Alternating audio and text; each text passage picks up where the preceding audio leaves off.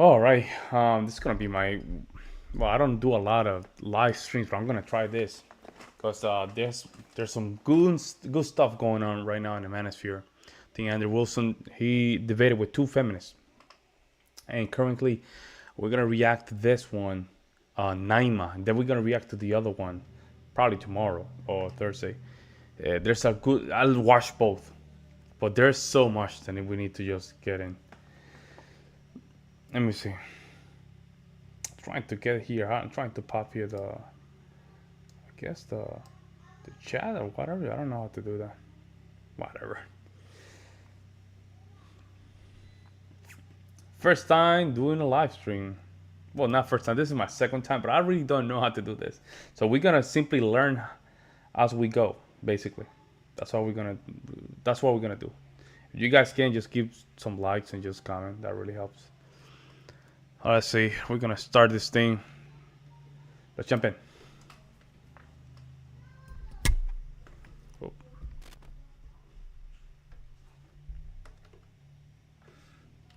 The Whatever podcast coming to you live from Santa Barbara, California. I'm your host and moderator, Brian Atlas. A few quick announcements before the show begins. This podcast is viewer-supported, heavy YouTube demonetization, so please consider donating through Streamlabs instead of soup chatting, as YouTube takes a brutal 30% cut. That's streamlabs.com/whatever. Link is in the description. We prioritize messages that are made via Streamlabs. To read a message is $199, or excuse me, not $199, $200 and up, $199 and up. We will read those in batches at various breaks throughout the debate. There will be no instant TTS, and I do ask that the audience has good discipline when it comes to the super chats and the chats. And if you want to criticize, attack the idea, not the person. Now, if you want to just tip and have 100% of your contribution go towards us, no platform fees, no cut, you can via Venmo or Cash App, whatever, pod on both. The link is in the description. We're also live on Twitch right now. Pull up another tab. Go to twitch.tv/whatever. Gonna be just taking some notes, Prime man. Sub if you have one. Quick disclaimer, the views expressed by the guests do not necessarily reflect the views of the Whatever channel. Without further ado, I will introduce our two guests. I'm joined today by Andrew Wilson, host of The Crucible. He's a blood sports debater and political commentator. Also joining us today is Naima. She's a senior at University of Southern California. She's a political commentator and content creator. The topic today is feminism. You'll each have up to a 5-minute opening statement, and then the rest of the show will just be open conversation, possible prompt changes, and we're going to have breaks for messages from the audience. Andrew, you're going to go first with your opening statement, so please go ahead. Yeah, Hey, so here we go, my guys. position on feminism is that it's terrible for society. As we go through this, I'll kind of flesh that view out using what I call force doctrine so that you can understand why I have that same set. But force doctrine basically just states that while feminism definitionally is the movement towards egalitarianism and equity for the removal of patriarchal systems, that feminists will always have to appeal to patriarchy in order to try to remove patriarchy, which is ironically hilarious. But a few things I wanted to get to first is that I went through several hours of my opponent's content, and I've actually not ever seen her make a single argument for anything that she believes. I've seen her assert a lot of things, but not an argument for anything she actually believes. So I have some notes here, and I was hoping she could help me clear some of these things up. From the Surrounded September 8th, 2024 episode, she says abortion is murder. The prompt is abortion is murder and should be illegal. She asked for a viability time for 20 weeks and thinks abortion before 20 weeks is acceptable. She says the fetus is technically classified as a parasite. Damn. The fetus cannot exist outside of the womb and therefore is a parasite. Imagine the fact that you have to die on that hill, huh? Deleting kids parasites, man. That's The actual definitions don't support this. An organism living in, on, or with another organism in order to obtain nutrients, grow, multiply. That would be an actual definition of a parasite, or someone or something that resembles a biological parasite living off of, being dependent on, or exploring another. Fetuses can't fit that definitionally. Fetus is the same species. Biological parasites are classified as other, not the same species. Also, mutual biology. mothers and fetus co-adapt, and mothers are actually healthier while they're pregnant, so they can't really be a parasite. Parasites are rarely temporary, and fetuses are. So, and none of that fits the criteria for a parasite. On our video, Middle Ground, Progressives versus Moderates, and this is from January 19th, she says the prompt is, does the far left make Democrats lose elections? She said Kamala was not progressive enough, not far left enough. She talks about how women's rights are being stripped, but didn't give any examples of what those are. So I'm actually really confused about a lot of her positions, including in her rematch against Charlie Kirk that happened March 5th, 2025, why DEI is unlawful. Her rebuttal to Kirk was bizarre. It just had something to do with there's no racial factor in DEI, even though Kirk gave a pretty good rebuttal for that. So I'd like her to kind of dive into what she actually believes within the paradigm of feminism. But for my positive position, I will say I have a logical argument called force doctrine, and my logical argument called force doctrine refutes the feminist ideology, and it just works, as I explained before, that patriarchy must always be appealed to in order to try to eliminate patriarchy. Women can't enforce their own rights collectively, and men can. Therefore, women always have to appeal collectively to men for their rights. So you're always going to essentially have a patriarchy through force doctrine, and there's nothing women can do about that. So I'm willing to logically go through that and have it examined rigorously, but I'm hoping that with that, you can also describe your positions so that I understand them better. All right. Thank you, Andrew. If you'd like to give your opening statement. Yes. Thank you, Andrew. I do think that is an interesting claim that I don't, state my arguments, because I've actually been watching some of your content, and I've noticed kind of a similar trend as well within these debates, where you will ask your debater questions but will not put forth your argument, including in your opening statement. You state force doctrine, but instead of elaborating on it, you consistently talk about what I've talked about, which only one of those topics was actually related to feminism. I think it's the Finkel Donkey Show saying they're not sure where you are in your live stream, but at one point they argue about the force doctrine. Neither of them get what, meaning like neither of the feminists, because Andrew is very strong on this topic though. Now, when it comes to my very actual strong beliefs, on that topic. I think my goal and my hope for this country is to see us advance as a society. I would like to see everyone have bodily autonomy, and I would like for the vast majority of people, if not everyone, to have their basic needs met. And I would like to mitigate any unnecessary conflict between the citizens of this country, genuinely. I think that my main issue with the manosphere and with your force doctrine principle is that it promotes... And you're saying that force doctrine has nothing to do with men and women right of control? Still, though, it still comes down to who's stronger. Even, let's say that force doctrine can get to women's, right? Still, men will be stronger, And spreads divisiveness against men and women.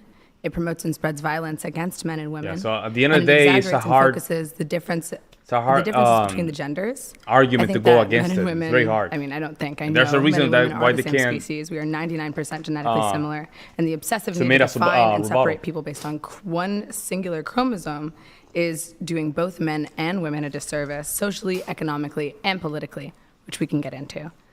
I'm ready to open it up if you want to. That's it? Yeah, I sure. guess actually I'd love to start with a question for you. I would like to go back to the force doctrine theory, if we can. I just kind of want to understand more. I know you've talked a lot about the equal force objection in the past. You've said men have essentially a monopoly on force. Correct. If I'm correct. Okay, perfect. Do you want me to walk you through the argument? No, I'm going to elaborate. Thank you. And that rights exist through physical There you go. force. There you go. And that our legal system There is you based go. on physical force. So I guess I kind of Passive just aggressive want as to hear fuck. you elaborate on that now, if you're welcome. So you want my argument for the force doctrine? Yep. Okay, let's hear it. so what force doctrine is saying is very simple. That feminism, if you at least agree with my definition, and it seems broadly feminists do, Yeah. that it's a movement towards egalitarianism and equity and the removal of patriarchy. If you can't have an oppressed class without an oppressor class, at least not from the Marxist feminist view. In the case, if women are being oppressed, they're not being oppressed by wolves, they're being oppressed by men, right? So if that's the case, then my argument to them is that whatever you believe this oppression is, you will actually have to appeal to men in order to either relinquish whatever this oppression is, or concede to whatever it is that they want, because collectively women actually cannot overthrow any patriarchal systems. They rely on the force of men. And so if men, anytime they want to, decide to remove women's rights, there's actually not anything women can do about it, but the opposition is not true. The opposite is not true. Women cannot collectivize and take away men's rights. Okay, so are you essentially saying that women do not deserve the right to fight for their own free will or have free will? Yeah, that's an ought claim. I'm not making an ought claim. I'm trying to get us to the descriptor first. So instead of making a prescriptive statement, I'm starting with a descriptive statement. What is true? And then we can worry about what should be true after we can determine what is true. Okay, but I'm trying to see, like, structurally, how does that work in the real world? Are you saying that women should not fight for their rights because... So Wacko mind saying that feminism is a range of socio-political movements and ideologies that aim to define and establish the political, economical, personal, and social equality of the sexes. I mean, yeah, you can cover that inside the word of feminism, but I can say the same thing on masculinism, right? I can say all that stuff for the same thing on masculinism. The problem is that if you want to achieve that, it seems like you have to achieve it by undermining men, by putting men down, right? And that's what we see in the system, because if you really want to achieve that, you will not see the problem that we have with the courts and the political process that we have now, where females are being favored on this, you know? And even in some situations where murder, right? I mean, deleting people, females tend to get a less sentence than men for even the same crimes. So that doesn't seem like feminism is helping to even equate that. It's not. So we can just go over on that. Distinguish two things. Okay. Make sure you guys like ought, and share the So I'm not trying to bridge the is-ought gap. I'm trying to start with a descriptive claim.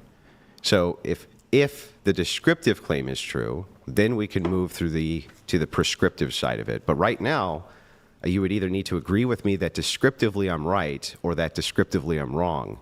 I can't agree with you to say that descriptively you're right until you apply what you're saying in theory to the practice of modern day society. How does your equal force objection, how does this principle work in society?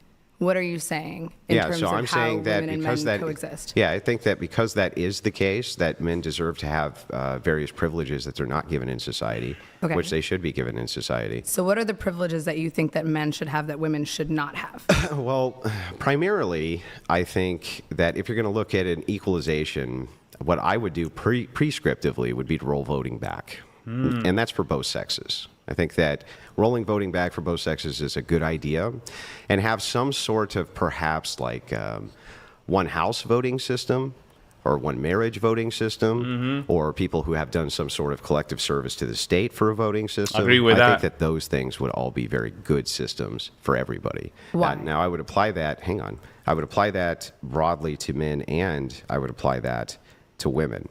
I think that right now men get the shaft because men are required to do a lot of jobs that women are not, which keeps society going, and women are not doing those things. And because of that, I don't understand why it is that women can nullify their votes and disenfranchise them, and most importantly, vote to send them to wars they don't have to go fight in. So you would That's a good argument right there. It's just, the argument is, if you have a female president, and then you have a female legislative body, right? You have let's say the Senate and the House, and the judges and majority females. Now we have to enter a war with another country, right? Who do you send? Who do you send to just fight that war? It's gonna be mostly men. Is that fair?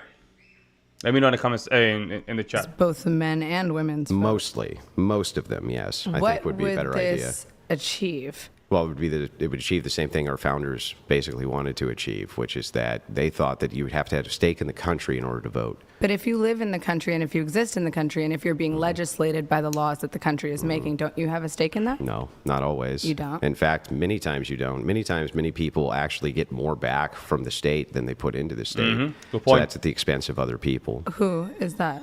So there's lots of people who get a mass amount back from the government that they never pay to the government. Yep. This can happen through things like Social Security, disability, things like welfare, things like even earned income child credit that you may receive, even though you don't actually pay anything into the system or very little into the system. But it's a crime to lie on your taxes and commit. Isn't that tax fraud to claim No. a dependent? No. There's just that is tax fraud. No. to It's not claim a tax. Listen, it's dependent not that you're tax not fraud. I'm saying taking that care there's of. people who get more out of the system than they put into the system. Okay, but they're still at stake because they still live here now. Yeah, Are their well, lives not at stake if we're What is it? legislating them? But I that don't wouldn't understand what you're follow saying. that because they live here, they deserve the right to vote, though. Yes, no taxation without representation. That's the point of Yeah, but representative democracy is that no. everyone is represented. Then in how come the democracy. founding fathers didn't give everybody the right to vote from the beginning? I mean, the founding fathers also endorsed and owned slaves. Yeah, Oh, but that's this is what I don't like. This kind of, we have to bring race for everything kind of thing. It's just, I'm tired of it. It's not even a good argument. It's a lazy argument. You're finished. Go ahead. I mean, the Well, she founding just fathers asked- also endorsed and Yeah, owned just- slaves. Just let her Okay, finish. but Do you believe in chattel yeah. slavery? So you do realize that they could do bad thing, right? I can agree that's bad thing, but that has nothing relationally to do with how they set up the system of government. I mean, I thought this was going to be a debate on feminism. Honestly, I think that's kind of wild because it sounds like Well, you're you're- disenfranchising well, you're- men. So who do you think would be? Are you trying Well, I'm to not go back? I'm not. You are. You're taking I'm away. not disenfranchising men. Calm down. I'll explain But if it. you're taking away the votes of a man because he is not, I guess, landowning, is that what's the Well, criteria for having a vote? I think ultimately more men would be voting because they would have more stake. So can I ask? Can every man go to prison? Yeah. Okay, if they commit a crime, they can go to prison. Yeah. Everyone can do that. Yes. Okay, and everyone is in this country has to abide by the laws of this country. Otherwise, they will go to prison. Yes. Yeah. Okay, so why wouldn't they be allowed to vote on the representatives that define those laws? If that is a stake. If you can go to prison for committing a Now, Wackermine, you're saying that men fighting war has been the tradition, with notable example and variation in cultures. Northern Europeans have more women warriors than Southern, but that doesn't. Yeah, but having more warriors, it doesn't mean that at the end you're not gonna choose men to fight those wars. What does that more warriors mean? You have 5 women more than the other army. You have 2. Like in reality, you wanna go when you go to war. You wanna go to the most effective approach. I mean, you're telling me you're sending females. Imagine this: you're sending females to just battle Russia.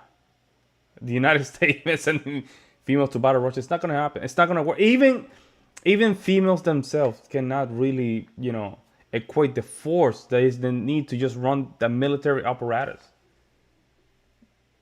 Like, have you seen some of these police videos where 3 females are trying to stop 1 female? They can't. They can. You might have some Hercules, I don't know, or She-Hulks that are very, exception to rules, but in majority, even the weakest man, you can work with him to just at least get to the average of any man.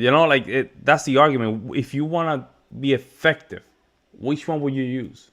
a crime that is created by the government, then you do have a stake legislatively in the laws that the government creates. That still No. wouldn't follow that you would need to vote. Yes, you would need to vote. Why? You want to vote for the representatives that create laws that are just and fair to you. Yeah, why? Like you could have Because you could go to prison. That's a huge stake. Let me show. I'll show you. Right? Can kings put you in prison? Yeah, Can kings also pass just laws? sometimes, maybe. Okay, so maybe not. if kings pass just laws, why do you need to vote? Well, why did we fight No, an no, entire answer guys are the crazy in the question comment before you section, ask another one. I just answered all of yours. if a king passes just laws, why would you need to vote? Because a king can also pass unjust laws. So can legislatures. Sure, but if We you do it have all a the stake time. in that, and if you're able to represent for your legislator, you can vote a legislator out. Yeah, but you can can't also vote a king rebel out. against kings. So, like, that's what I'm saying. Your position doesn't follow. It doesn't actually follow for you to say that because you can be imprisoned inside of a nation, that somehow gives you the right to vote. Well, because Hang you on. have a stake. You're saying that hang on. I'm people falsifying don't your have a claim. stake I'm in- falsifying your claim. If you claim kings can make just laws, right? Yes. Then I don't understand. Why would people need to vote when kings are making just laws? Well, then why would we leave the monarchy of England? If kings can make just laws, why would we leave? Well, in that case, you had a nation apart that had a rebellion against the king. Yes, That's what was sure. going on. But kings have been rebelled against historically under certain circumstances many times. So you'd like to go back to feudalism? Like No, you it's not don't believe feudalism. in No, democracy? he's Well, not- yeah, that is No, the it would No, be he's- up for- feudalism it would- is- He's describing his situations, right? I don't think, and they do this a lot, right? When they just want to prescribe right away. But you're saying that. He's not saying. He's just stating the fact that people don't understand that we have a civil war in this country. Like, men were not happy with the deal that we're getting in the South, and they just wanted to succeed the Union. People forget that. People really forget that we have a civil war in this country. That men decided to just, up an arm and just go and confront the federal government. People forget that. under a it monarchy. would be called limited democracy, which is exactly what we had here. Yeah, Do you a think we had republic. feudalism because most people couldn't vote here? We had limited democracy, and then there were like many uprisings against that limited democracy because everyone No, deserves there the wasn't right. uprisings really against that. The only uprising that I'm aware of in American history against America was the Civil War. The Civil War, Yeah. the Civil Rights But that wasn't movement, about the first voting. feminist movement, That the wasn't second about feminist voting. movement, the Civil Rights movement, No, the no, voting no, rights no, movement. Civil no. War. The All of Civil those were War about- wasn't about voting. Well, I mean, it was about the owning of chattel slaves. So not about voting then? which is also about this is gonna be human hard, and guys. civil rights. But not about voting, though. But voting is a civil right. I don't know. I'm not sure that I believe in It's this. about freedom and it's about conceptual- representation. Yeah. So the let's point is So representation. let's back up. That's what voting is. Yeah. Voting is representation and democracy. I understand, but you haven't actually made the positive case for why people need to be able to vote. People need to be able to vote because they have a stake in the legislation in this country. If you can be imprisoned in this country, if you can be robbed of your bodily autonomy by the legislators of this country, then you should be able to have a stake in what the laws that those legislators are making. Well, no? let's see if this makes sense. Do you agree with me that individual voters don't actually have very much power at all? Individual voters, no, but that's the point of a collective voting Yeah, body. I'm with you. So Yeah. individuals already don't really have very much power just because they can vote, right? Sure. So isn't it the case, actually, that what you're advocating for is political tribalism? Because you don't have individual power as a voter, you actually have to tribalize with other voters in order to have any sort of collective power, Yeah. right? Well, you're taking away power from all the voters, Well, so it can wouldn't you even be answer my individuals. question, please? Tribalism, the idea that you, as the individual, do not have power, right? Look at this lady. Yes. You do have to collectivize with other people, right? Okay, but how is taking Hang on. away Can you a answer vote? yes or no? You know what? She's not Yeah, answering. okay, no. But The reason she's not asking the question, and I see this a lot of these debates, man, is they're trying to avoid themselves being in a position of accountability to that answer. Sometimes men just say yes or no and just defend that point. Right? I understand this. Sometimes you don't want to be in the position where you don't want to be accountable. I guess we're in the internet. You don't want to have a gotcha moment. You don't want to be the victim of gotcha moment. But these conversations don't go anywhere without a clear answer. But Okay. here's my question: how is taking away more people's votes disincentivizing political tribalism? Yeah, it's because now I have to let her band finish, with let her someone. finish. Because now I have to band with someone who has a vote. I don't even get a stake. So you're saying because people don't have enough power to vote, I'm going to take You what didn't- little you- power they do have. You're not away. answering my question, though. It just doesn't make sense Yeah, I structurally. know, but you got to answer my question. It just doesn't sound like you believe in. It sounds like you need to democracy. answer my question, though. It sounds like your question is Yeah, meant I to told trap you. me because Can you you're just, arguing I told against you guys. answer the logical question, fallacies. please? It sounds- What's fallacious about my argument? You're saying that people do not have a stake in this country, therefore they do not have a right to vote. It's not what I said. Yes, What it you're doing is. is a straw man fallacy. Can we go back to yeah, what you he can said? go. You can go back. Can What we I double said back to to you that? specifically is what you're saying doesn't logically follow. And when I'm talking about political tribalism, do you agree with me that you do, if you need to have collectives to have actual political power, are you not promoting political tribalism? If you need to have but that's how voting works. It's about a majority. Not answering the question. You are promoting collective political tribalism, right?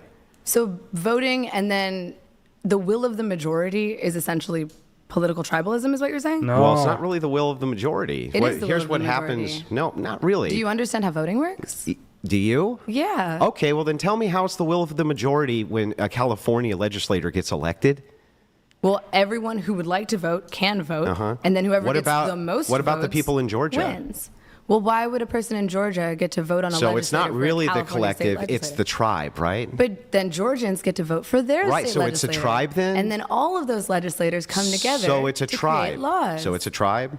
It's not a tribe, but Well, those are called states. Yeah, That's what states are voting for their own interests, right? But states will vote for the governors. Yeah. Why would I get to vote for the governor? Wait, Hold on, pause. Hold on. Let her Listen to finish. me. Why would I get to vote for the governor of, let's say, Tennessee, if I Right. don't live in Tennessee? Makes sense. Okay. So it's almost So like then why these would- individual states, right? They vote along tribal lines for that state's particular interests, right? Yes, and They're then not, each state has a representative Right, in which the they send. collective government. She's basically describing how the government works, but that's not what Sandra's talking about. Like, there's nothing wrong with saying yes. That's there's some kind of tribalism here. Like, people from Texas feel very different from people from New York. There's nothing wrong with that. There's nothing wrong with that, guys. Sure. In the federal government, right? You're talking about in our Senate and in our Congress, right? Yes. Great. So let's start with this. If it is the case that you have California and Nevada, these are two states which are next to each other, you agree, Sure. right? Yes. Can these states vote against each other's interests when it comes to course they can. resources? Yeah. In the federal government, yes. they No, can. even at the state, State level, they can, right? state level. Why of would they course. be able to at the state? Because I can decide that I don't want a crazy people in Nevada, and then California can say yes, I want those crazy people. But you don't know these crazy people are for the well-being of the United States. Of course, you could, man. State level. I can't vote for the Nevada governor. I can't vote for Because perhaps there's something Nevada that perhaps Nevada has some type of, I don't know, assessed tax or something like this that they're able to collect, which disproportionately affects Californians in some way. They can do that, right? What law is that? Whatever it would be, they So can do it. does it exist or does it not exist? Listen, can they do that? Can they do that is my question. Can Nevada legislate against California? No, they're not legislating against. Listen to my question. Actually, I want you to repeat my question so I know you actually heard it. I'm sorry, I'm not a dog. I don't Can you There we repeat go. it? Well, it's No. called steel manning a Just position. say the question. then. Okay. Can states Joe, vote against can you other repeat that states' question? interests simply by having a neighboring state, right? Mm-hmm. Let's just say, for instance, that you were to have, like, I don't know, trucks which went between Nevada and California, right? Yes. And California took advantage of this by raising taxes on gasoline, but only on the border areas where these goods came in. This disproportionately hurts Nevada truckers for some reason, right? They can do that, right? Yeah, of course. Yes, they can do that. Okay, great. So in California, if that was beneficial to Californians, they would basically be voting for their tribe against Nevada, right? But is that happening? Sanctuary cities, guys. Sanctuary cities are a good example of this. Sanctuary cities literally are affecting the other states because they're bringing people that are coming across illegally, right? They're just giving them like a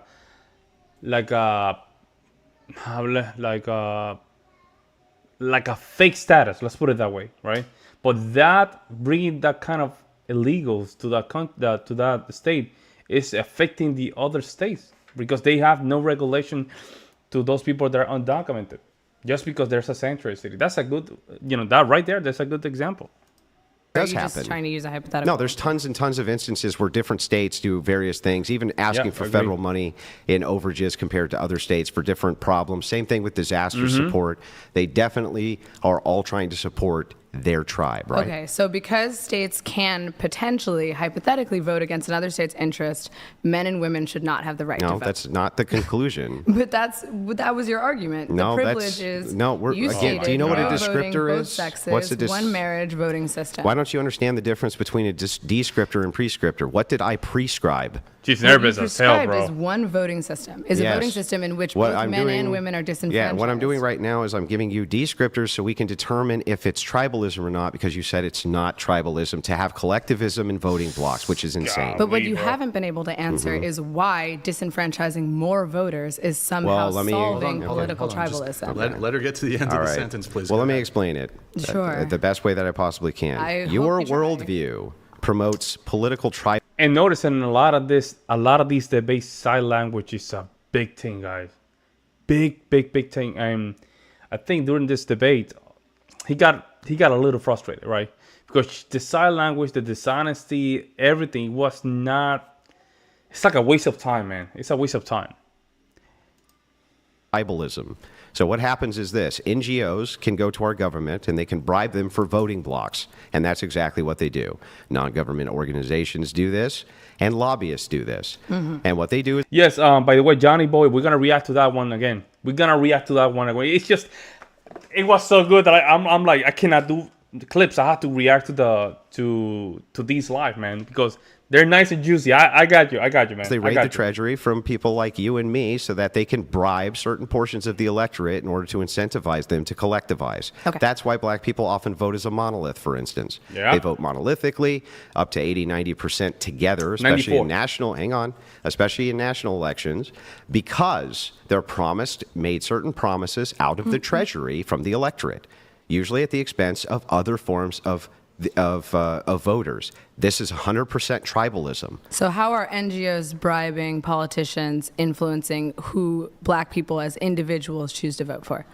How do NGOs do that? I just don't understand how you're saying. I mean, I agree that NGOs should not be bribing and lobbyists shouldn't be bribing, but instead of That's saying, what they do, though, right? Okay, but we're trying to get back to your claim that I'm in less the middle of people my should claim. vote. Okay, well, I'm responding because this is a conversation. Yeah. Sure. So we're trying to get back to your claim man, that this is so less bad. people from both sexes should be able to vote. Yeah, no, that's not where we just were. But that's your initial claim, Yeah, but yes? now you're just pivoting. Where we just were was. Well, you're not letting me you finish said, my sentence. No, If you'd let me because finish my sentence, we you're could go back. pivoting. We're talking right now Yeah, about and whether she's trying to tribalism pivot. is- She's tried to do this multiple times during the debate. She's moving from one, like she just like to say, let's just go back to this. She like to just move the goalpost, not 3 or 5 feet, an entire mile. So she does this throughout the debate, and it's very frustrating because it's a waste of time. It's like a virtual signaling, Victor signaling to her audience, I guess, in my opinion. descriptively true in your voting system. I understand. I that, agree. But we're trying to get back to your initial claim because you have Yeah. a very important claim to defend. You're trying to I take am votes defending away from it. the American people Yeah. poorly.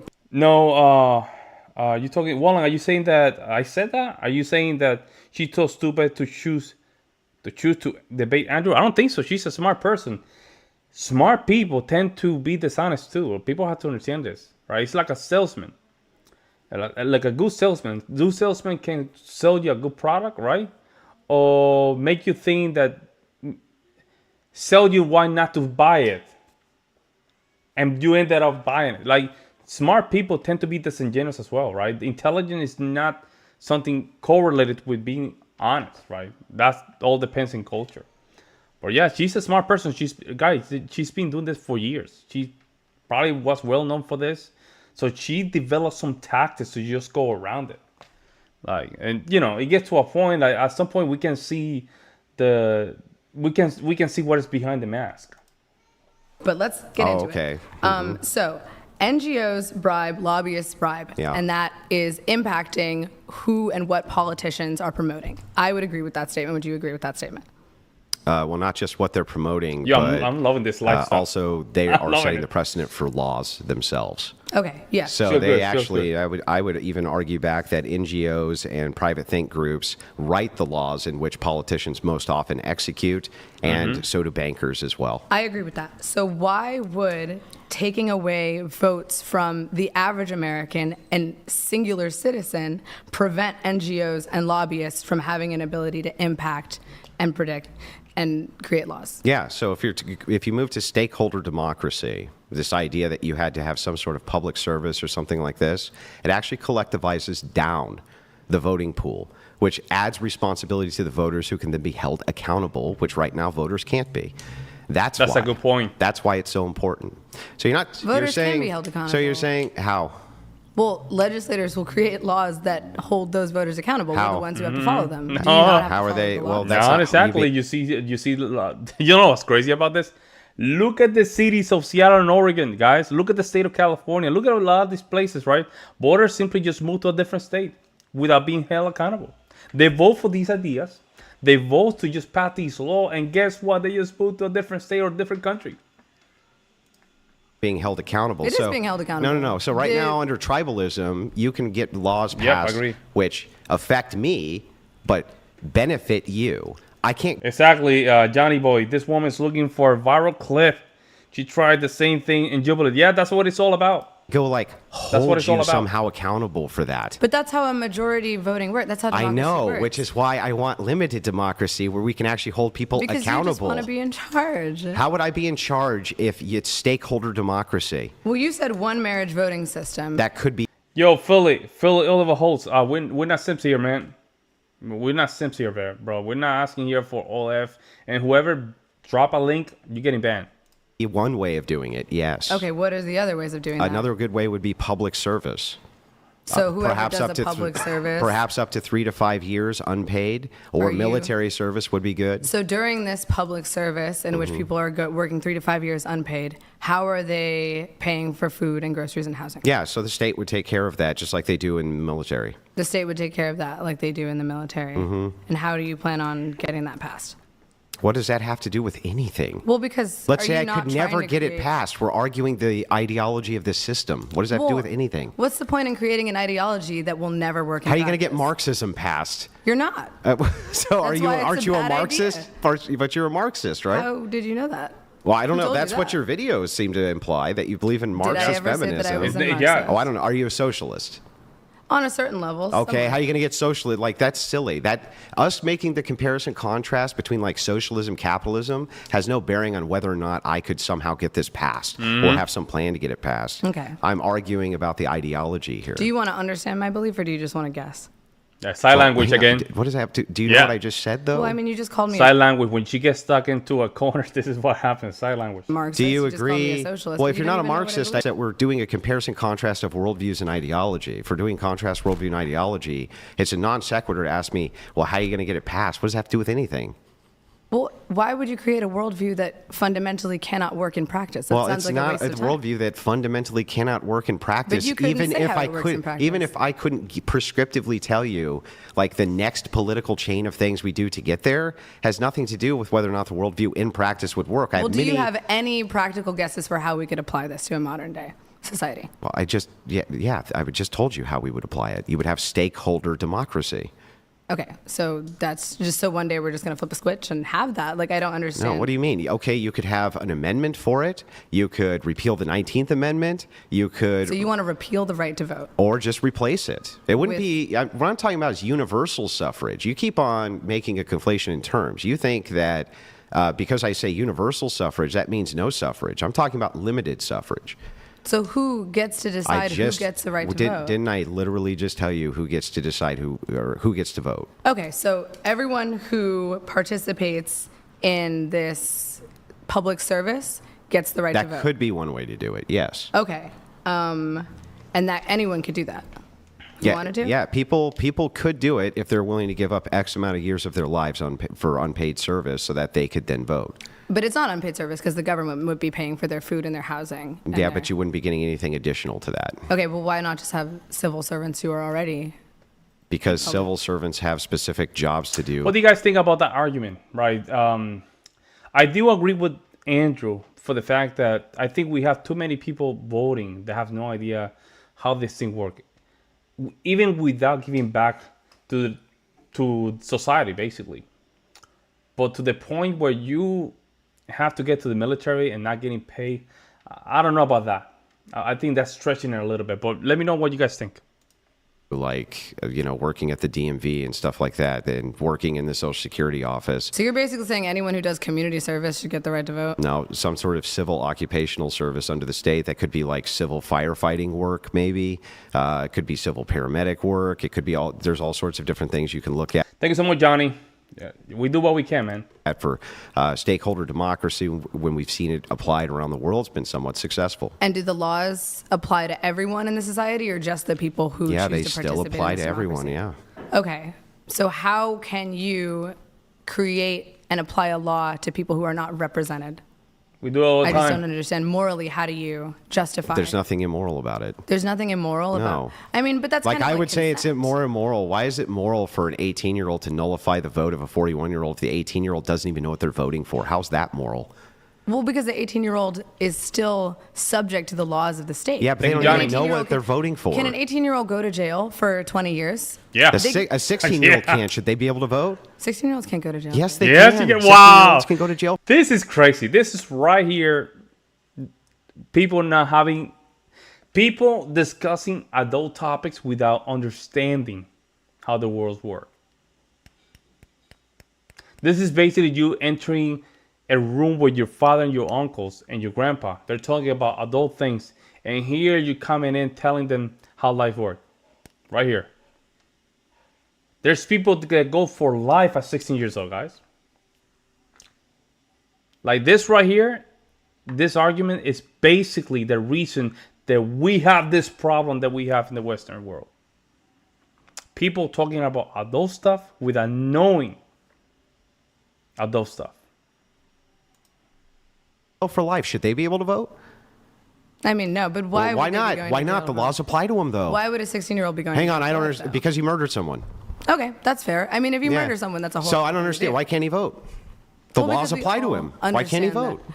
Yeah, but we all understand that. a No, 16-year-old we all understand it's not an argument. Why does a 16-year-old get to vote, even though all the laws apply to the 16-year-old?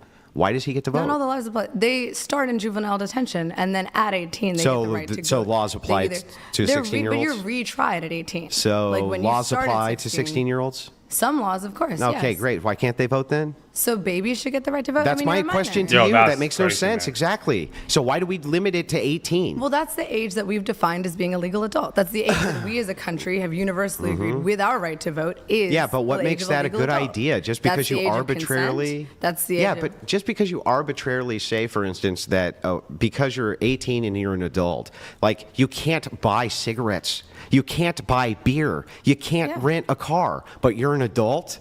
And now you can vote in the So would you like to participation of lower the democracy. age of At an least adult? raise it. So you'd like to raise 100%. At least raise it. So you would like 100%. universally raise the age to vote. I think that At would be a better least. idea than like not No, allowing no. What I anyone. say is at least do that. But the thing is, like, you're actually inconsistent here. Your whole argument is to say if laws affect people, they should have a right to vote. But we have an entire cast of people from the age 17 down who laws apply to and can't vote. And you just are like, you shrug that off like you didn't contradict yourself. I'm pretty Damn. sure it has something to do with brain development. But we've all like you have to have an Not fully age in developed which- till what, 25 according But how to do you have a the society studies? in which you don't have an age that someone becomes a legal I adult? agree, but why couldn't you have a society in which you had stakeholder democracy? It would Because be, it's the nobody- same logic. So if you're saying that we should not disenfranchise children, why would you then disenfranchise people who are legal adults? When did I ever make the claim that I wanted children to be able to vote? You just said that if everyone should have the No, I right to vote. told you that your view is inconsistent. If it is the case, proposition. Welcome, you saying law affects everybody? Everyone should have a vote. Nah, I disagree with that, man. And the reason is because even if you're a teenager, you would not say teenagers should have the right to vote. If teenagers commit crime, the law still applies to them. Right? The problem is that, again, we have a lot of people that has almost no skin in the game making decisions towards people that already have skin in the game. Right? At least, I agree with Andrew, move it at least to 25. 25. Some people, they're saying 35. I think that's a little bit too much. But I say 25, you're out of college. See? You're out of college. You're starting to detach yourself from the craziness lifestyle that you're having in college. You're taking a little bit more responsibilities. Not only taking responsibility, you're thinking about, in the future, buying a house. You see, the mindset is very different, guys. It's very different. So I disagree with you on that one. Positionally, you say, Andrew, if laws apply to people, they should be able to vote. Except, I don't know, everybody 17 and under. That's inconsistent. Because the laws hang do on. apply to children It's differently than they inconsistent apply to and a adults. contradiction. But laws do apply to What about the children laws that differently don't? than they do. What about the laws that don't? What about the laws where you're 17 years old and you can be tried as an adult? Well, those are to protect like public freedom. I mean, Right. but everyone loses civil liberties when they are a danger to the public. Yeah, but that's everyone. Do you understand that you're making a contradiction when you say if laws should apply to all people should have a right to vote because they have laws which can be applied. They can be sent to prison. Was your example? You're saying should there be an age restriction on the elderly? No, because they already put a lot into the system. See, the argument is, right, who's putting towards the system, right? You're not saying that 18 years old, you go to college. You're becoming a burden to the system. You're putting yourself into debt. Not only you're putting yourself into debt, you're being very responsible. You're not paying taxes. There's a lot of things. The elderly already went through through life, right? And that alone, the system already stripped a lot of resources from the elderly. Yeah, I'm okay with elderly just voting. I have no problem with that. Example.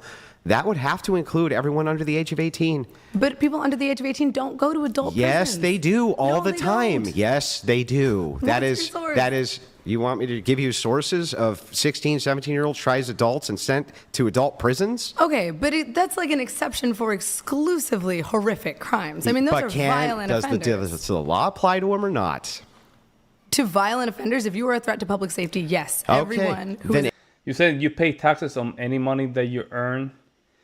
Well, technically, you're right, technically. But when you go to college, not necessarily. Not necessarily. You can go to college and just get student loan. You can report your student loan, but you're not earning money through the student loan, right? Am I understanding? Well, I might be wrong here. But what I'm talking about putting back to the system is you having a job, right? Having a job, right? Make sure you're contributing to society one way or the other, right? And reporting those taxes because of your job, right? And usually that start happening between 25, 26.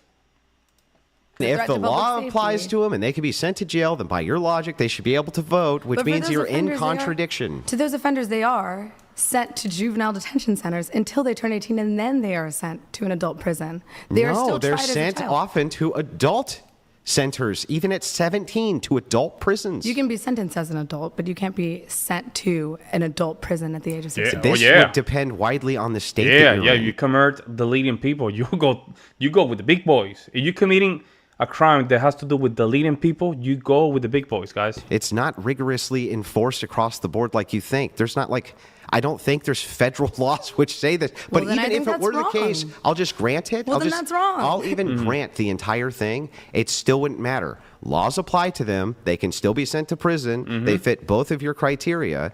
Therefore, if you say they shouldn't be able to vote, your worldview's in contradiction. Well, then I think that's wrong. I don't believe that children should be tried as adults until they have become adults. So no I laws disagree with apply to that. children.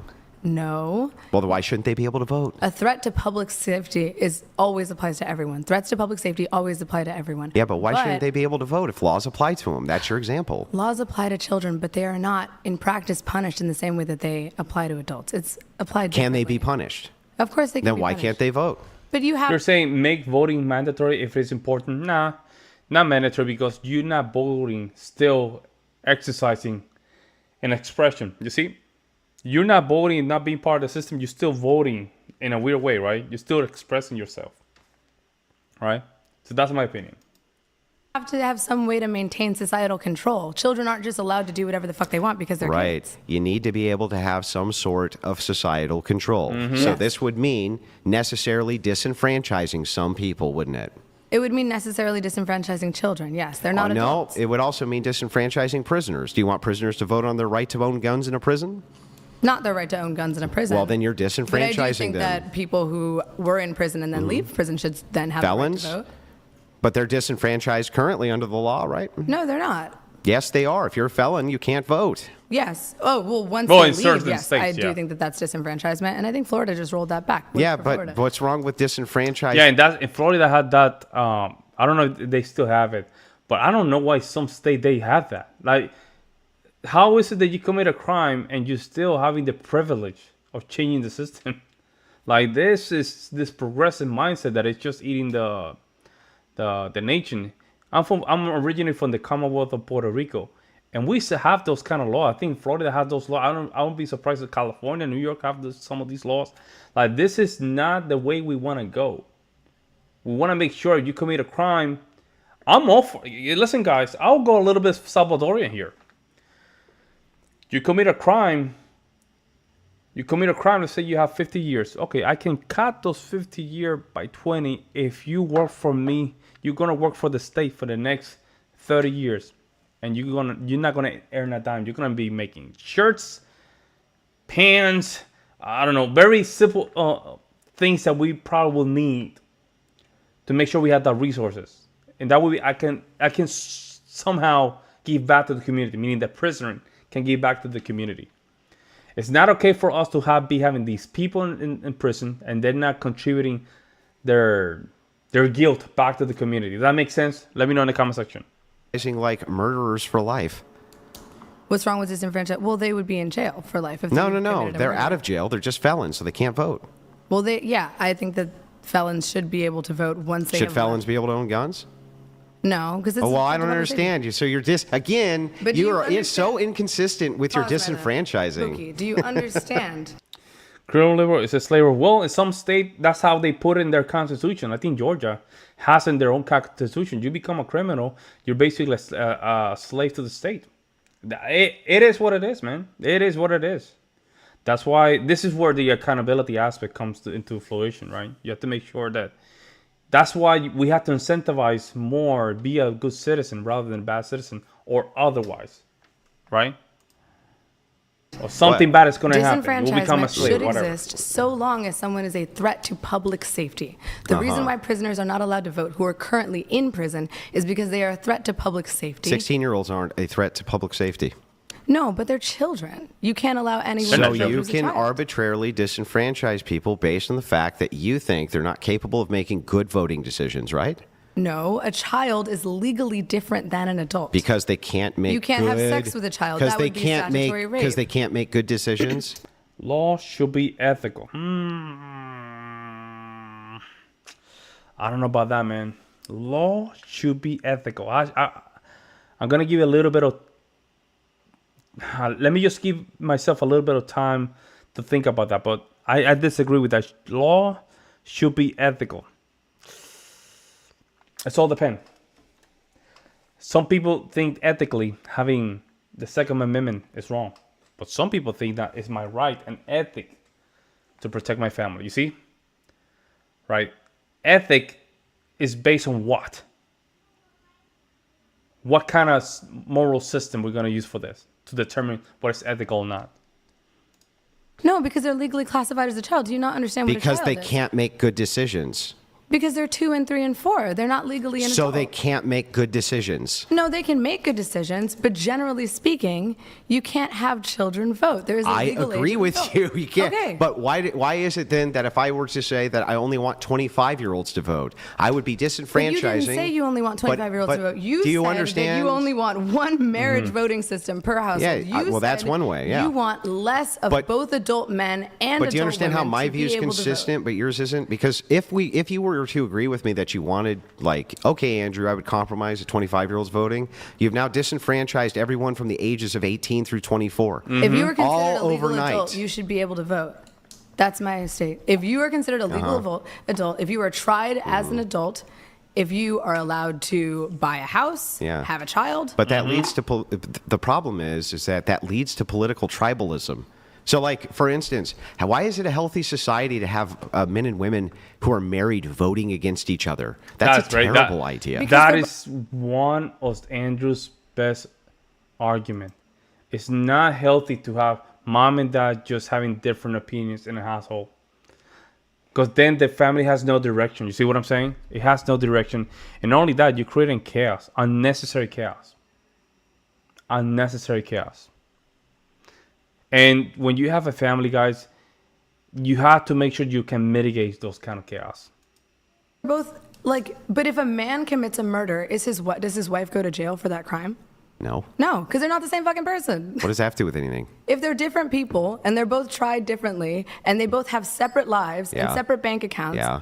and separate bodily and physical autonomy, Yeah. then they should each get a stake in this government.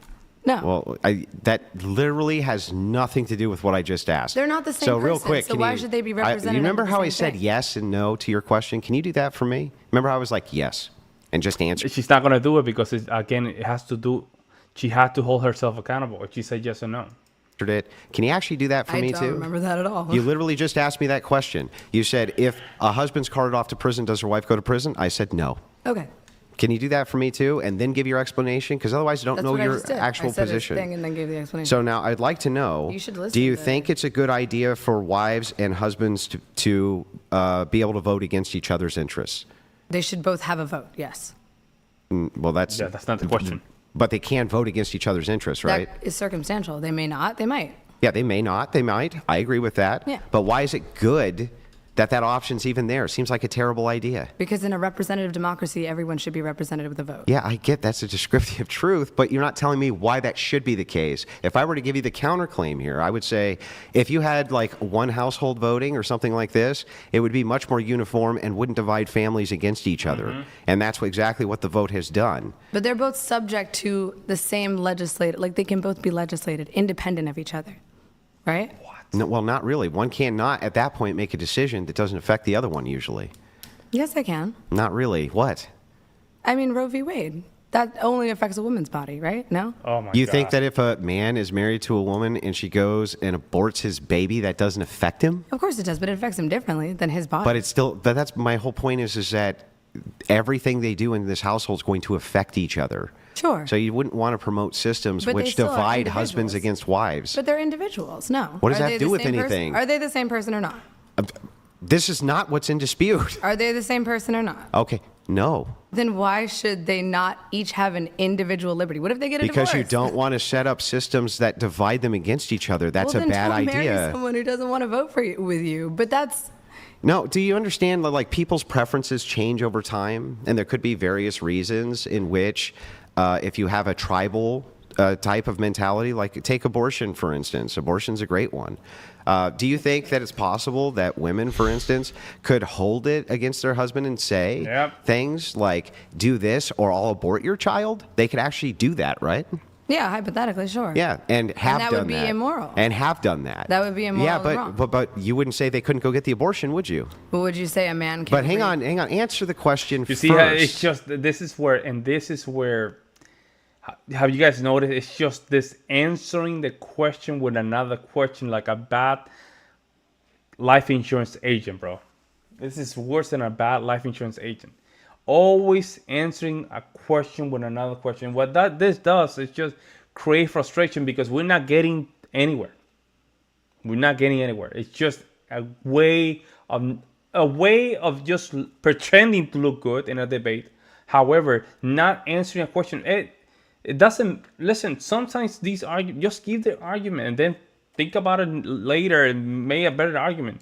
But this answering a question with another question, it's just simply a way to hold dominance in a conversation. I really heard too many stands from her. I really don't know, guys. She's like a ghost, I guess. Very subjective in her answers. What?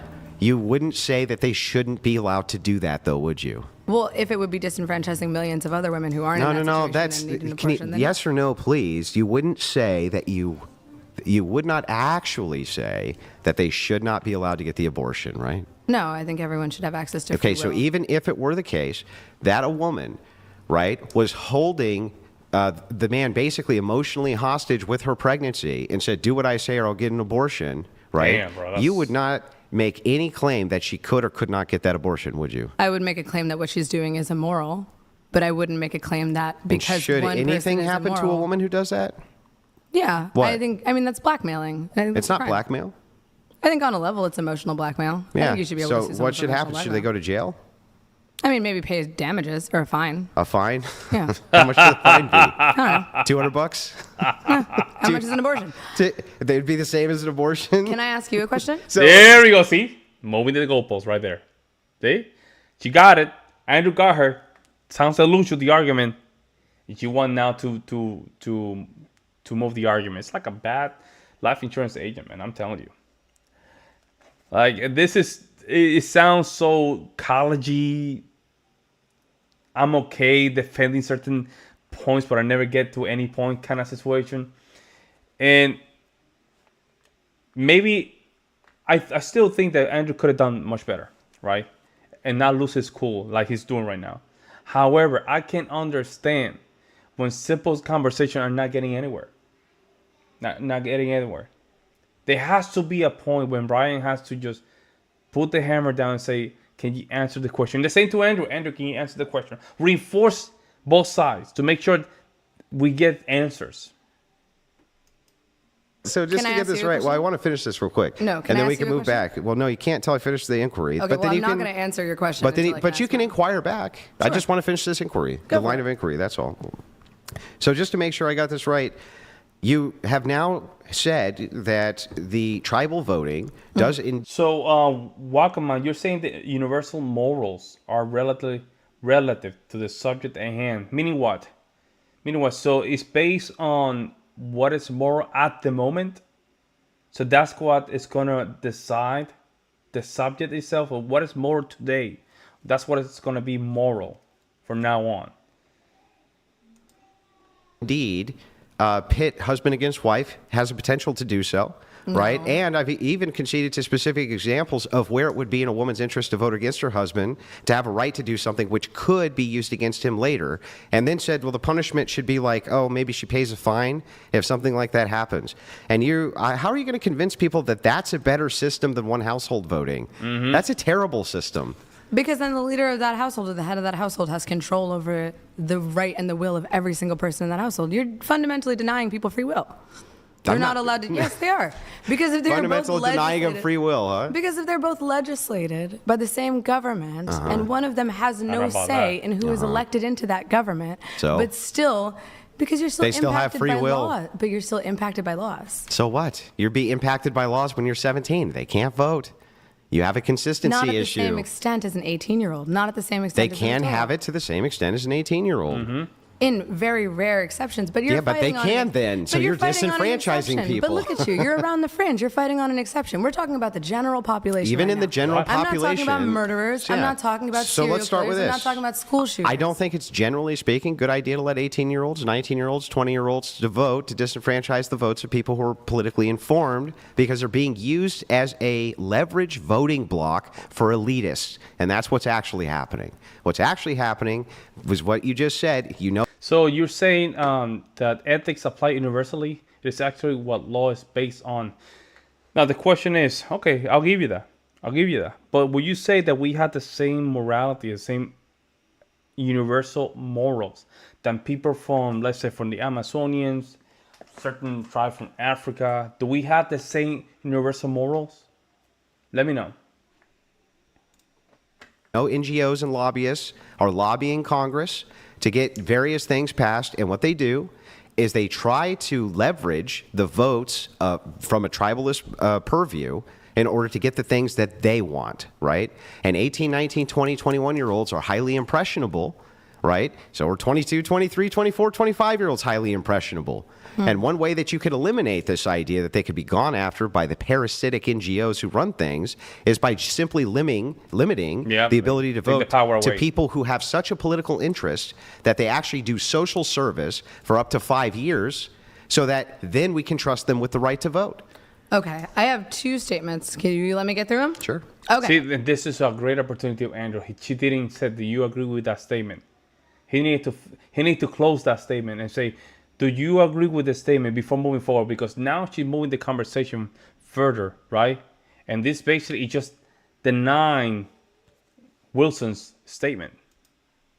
So here's number one. I agree that lobbying generally is bad. I'm not here for NGOs. I don't think anyone really is. I mean, and the whole point of why we don't like them is because we want to be represented by our legislators fairly and accurately, and we don't want it to be in the control of a private interest group. So lobbying's bad? Yes, generally, I think that lobbyists and NGOs are not bad. good. Yeah. But That's what I don't ground. understand is, if that's the issue, why not ban NGOs? Why not have a platform that's standing against NGOs and lobbyists? I think that'd be something great. Yeah, so if you did that, that'd be awesome. Yeah, so this is a great question, but here's the problem, right? Yeah. This is the leverage of tribalism and why you can't really do that. So on social issues, right? There are NGOs out there, for instance, who have a vested interest in abortions being legal, right?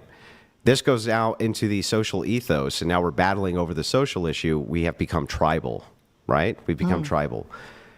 Then you have NGOs who battle against it, let's say, this social issue. They also are making a ton of money off of the counter battle, let's say, also utilizing political tribalism. The whole idea here is divisive tribalism is what enables NGOs to begin with. They make a ton of money off of it, especially off of race hustling and DEI. So then again, why not just ban NGOs and lobbyists? Yeah, and you can't allow everyone to still have a vote in a representative I'm giving you the descriptor. I think it's hilarious that you keep calling democracy tribalism.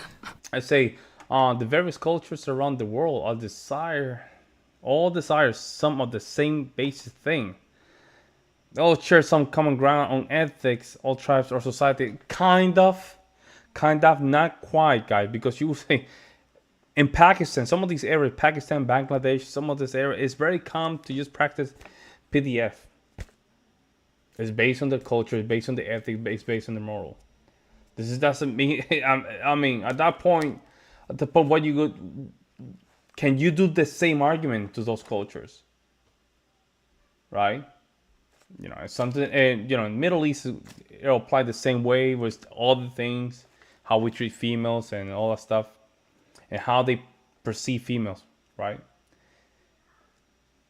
This is the problem. And also, you have to go back World War II.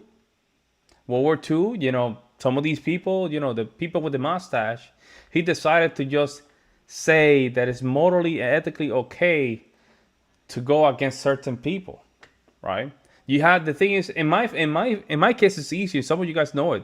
I go right from the top ecclesiastic, right? I'm a Christian, so that's, for me, it's easy. I can follow that book. I can follow those rules. For me, it's easy to move forward and tell people where's my morals coming from, ethics. But for some society, it's gonna be hard to just make the same distinction. It leads to tribalism, yeah. Yeah, but I mean, full democracy leads to tribalism. So There's no way around it. Yeah, exactly. Yeah, so does sports. Sure. So should we ban sports? No, why would you ban sports? That's a total non sequitur. It makes no sense. Why would you ban a huge percentage of the population from voting? Because I would want to avoid political tribalism so that elitists can't exploit low information voters, which they do right now, in order to enslave the planet. So you're basically saying that people are too stupid to have the right to vote? Yes. That's dumb, dude. Don't you agree with that? There you go. She right now, yeah, she conceded. She said she's that dumb, dude. That's not an argument. I'm saying that she conceded. Yeah, a lot of these people don't have the, if they don't have the intelligence, right, to make that important decision, that privilege, right, to make that vote. What happened is you become a victim of propaganda, and very hard propaganda. At the end of the day, we develop a mediocre system, very mediocre system, where some of these laws don't even make sense. They start passing laws. The worst thing will be where we're in a position in our country where we're passing laws and none of these laws are being enforced. Because how we're dealing with the system. A lot of these voters, they just vote for stuff that don't make no sense. We have cities that are almost just failed cities. Like Seattle. I always go back to Seattle, Portland, Los Angeles. I mean, some of these, Kensington, Pennsylvania, a lot of these places are just people voting wrongly. And a lot of these are going to get to a point where it's going to be a failed city. I wouldn't be surprised if the federal government can just simply just go in and take over some of these cities, man. Because we cannot keep doing this. I think people are stupid. Well, then what are you arguing with me about? If I want a right to vote, then I should give them the right to vote. Why? But listen, think about what you just said. Yeah, dude, I agree that people are too stupid to vote, but give them the right to vote anyway. I don't think people are too stupid to vote. Why? So they're too stupid to function, but they're smart enough. Oh, come on. You think that people who go and generally cast a ballot are high information voters, or they barely even know what the hell they're talking about? I mean, do you have a statistic on how many of them are high Yeah, you could do street polls. A lot of people have no idea what's even going on with the issues. A lot of people are just bused to poll booths. Yo, a lot of people don't know that we have 50 states. They cannot. Bro. Man, I have different channels that I react to a lot of stuff. I just like to do that. I like to react and, just educate myself. I'm surprised at how many Americans don't even know how our system works. They don't even know our capital. Guys, I have a story. I used to work in the financial industry. And you'll be surprised when I would ask them, in what country were you born? They couldn't tell me the United States, guys. They would not say the United States. They would mention their county, their state, and they thought that state was their country. It's that crazy, guys. Our education, and I'm not talking about regular, some weird person from Louisiana. No, I'm talking about people with master's degrees, guys. They cannot even tell me they were born in the United States. That's how bad. And you know what's crazy? I recorded it, though, because my wife didn't believe me. And I said, I'm going to record it. And she couldn't believe it. I would ask them, in what country were you born? They would tell me Virginia, Georgia, and Alexandria County, like stuff like that. I'm like, man, what? And I had to just repeat the question multiple times, up to 10 to 15 minutes. Bribed to do it. This happens on both sides of the aisle. Like, how many times have you seen canvassing campaigns who go out there and they're canvassing, they knock on doors that people don't even know what the hell they're talking about? So what, you think we should do an IQ test for everyone to have the right to vote? That's been suggested. Yeah, right? I think that's good. good. But I have a better plan than an IQ test. I would not disenfranchise a person from being able to vote because they have like an average IQ. Yeah. What I would do is disenfranchise a person to vote if they were low information. One way I could find out if they were really politically motivated is if they sacrificed years of their lives to the state in order to get that right to vote. So you want to punish people for being stupid? No, I just don't want them to nullify well-informed votes from people who are smart and on the issues and understand the issues. But taking away someone's vote would be punishing them in a sense. It's not punishing them. Yeah, It's actually stopping them from punishing themselves and the rest of society because they're easily exploited by social elites.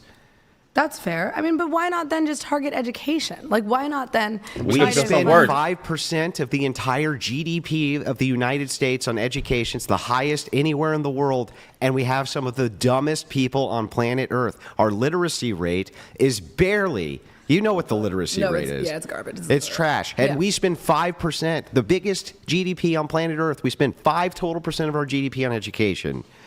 And you think that education's going to solve the problem of the low information voter? Well, if the issue is that people are stupid, help them be smarter. There's a lot of that is a mix. Yeah, but how can I say this? I understand where she's coming from, saying like, help them be smarter. Like, give free education. It doesn't work like that, guys. I mean, you see some of these colleges, some of these schools, and we spend so much money in education, guys. It's not even a joke.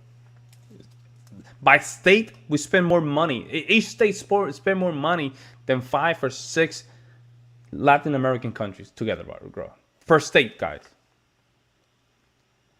Our problem comes down from the nuclear family all the way to the top.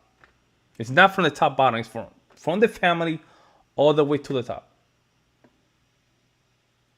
It does. It's just the system that we have currently has allowed us, right, for kids just to simply just get manipulated to the point of their own demise. To the point of their own demise. Culturally, we're failing quick. And we have to check this. We have to check things up. We have to check these things up because we cannot continue like this. Otherwise, I don't know where we're going to end up. Of genes and environment and nourishment and all sorts of different things. It's like you can't. This whole progressive idea. If it's environment and nourishment, then why not attack this those whole things? stupid progressive idea of like you can just educate people into whatever it is that it's like. No, you really can't. Like there's a lot. Your question is, for Steve is saying, will I get to decide who is intelligent or ignorant? Well, you can decide that simply by doing some tests, right? You can do some tests for like this. Okay, how many? Very simple. You don't have to go all the way out. Simply ask how many states, how many presidents do we have so far? What year was the Civil War? A very simple question. Very similar to, I would say similar to those that are applying for American citizenship, U.S. citizenship. Very simply. Recognize how many states do we have. Recognize where's the capital. Territories. Some country. Like, you have to push people to really think about who we are in the geographical sphere, guys. Because if you watch Fresh and Fit in a lot of these street interviews, Americans fail. They fail, guys, to even name their states of their own country. I'm telling you, guys, I used to work in the financial industry. It was very common for people, female in particular, fail to understand where were they born, guys. A lot of people who are just going to be fucking janitors, okay? There's a lot of, okay? All right. There's a lot of people who are just going to be fucking janitors. Make it simple. And who are just going to be fucking toilet bowl cleaners and who are just going to be fucking bartenders and are really not meant to build fucking rocket ships, okay? I know, but they're still subject to laws. So they Yeah, I still know, get but a say. just being and to- it's frustrating, but it's just a fact. Yeah, if I want free will and they want, and you want free will, and we deserve the right to vote, then they do too. No, you're not eliminating free will by this. You are, You're though. protecting the rest of society from low information voters destroying their lives. Yeah, do you but really still think? can't Let me ask take you this. someone else's free will let me ask you because this. they're stupid. If you were to, but you're not really doing that. What You you're are. doing. A vote is an exercise No. in free will. Let me ask you this: if you had to Free choose, will. Yes. right, for your family, Sure. and you knew that you could move them to a place where there was a bunch of people who were highly informed on political processes in the local community, or you can move them to a place where people didn't give a shit, right? Which place would you prefer them to be? I would prefer them to be in the higher. Of course, Obviously. right? At Yeah. the place where the people are the most Hold on. informed. Speaking of which, my mother's calling me. Here, I'm going to screen her. Sorry, Mom. Love you. Now, if you were able to, That's if these not- people were able to You cast see right votes, there, in- I don't. This is, and in the last two podcasts they did this. The phone played a very important role in these two debates. Interrupted the flow of the podcast and how Andrew was debating the ladies. I don't know how they're going to fix this in the future. However, I personally believe that the phones need to be outside. You need to study your facts. And when you come here to the debate, we're not pulling facts here from the phone number because of this. So it's like a little blanket, right? The phone is like a blanket for some of these people. We're not doing that, man. I don't know if Brian is going to accept it in the future, but in my opinion, it did disturb the flow of the podcast. nullify all of the votes of you high information voters, right? Wouldn't it actually be better for them and for you to disenfranchise their voting so that you guys could actually vote on political and policy issues that made sense? Well, I don't think that stupid people are nullifying all of the votes of smart people. Really? Think about what you just said. Can you think about what you just... Do you think there's more stupid people or smart people? In this country, yeah, it's probably more. Okay, so you really Yeah. don't think stupid people are nullifying the votes of smart people? On a certain They level, are. yeah. Yeah. But at the same time, they still deserve free will. I can't They rob still someone- have free will. They don't, because they're still subject to the laws of this Voting country. is a privilege. If you not a go right. to Australia and you commit a crime, can you go to jail in Australia? Yeah, But you can't vote in Australia, right? sure. So you see how that makes no sense? Like It what does you're make saying sense, makes though. no I mean, sense. if you travel to another country and endanger people, like that's a threat. You're not to even public endangering safety. people. If you're just like drunk in public, you can be arrested. That is a threat to public safety. No. Public intoxication is a Look, threat to public that safety. doesn't mean you're going to actually do anything wrong, right? But you could. yeah. I mean, drunken people are habitually or more you violent, could break statistically some, more violent. or you could break some public ordinance, right? You could break some public ordinance you didn't know about, like you're on a beach, right? Yeah. And you're in your shorts, and it was supposed to be t-shirts and shorts, something like this. Yeah, but breaking public ordinances doesn't lead to jail time. It does if you don't pay the fine. Well, then you should pay the fucking fine. Well, see what I mean, though? So you are subject to those laws, Yes. and you are subject to imprisonment based on those laws. You And if should that's the case, you can't vote in those countries.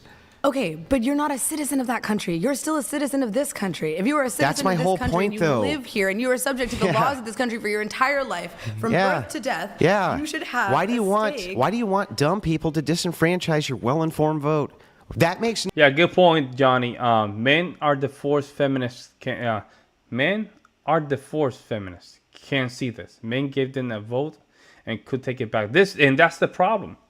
The problem is, I don't know why men decided to do this, but somehow we have decided that we are giving females the illusion that these things exist out of nowhere because we're enforcing them. But it's like giving them the illusion that they just exist. They just exist. And that's a problem because in reality, guys, right? Men can take, they can modify some of these positions, guys. And I've seen it in some of the debates with, male feminists. When you listen to them, that's when you realize, oh, no wonder this ideology has been just moving forward for years. It's because of these people. That's what it is. It's because these people are the one really defending the ideology.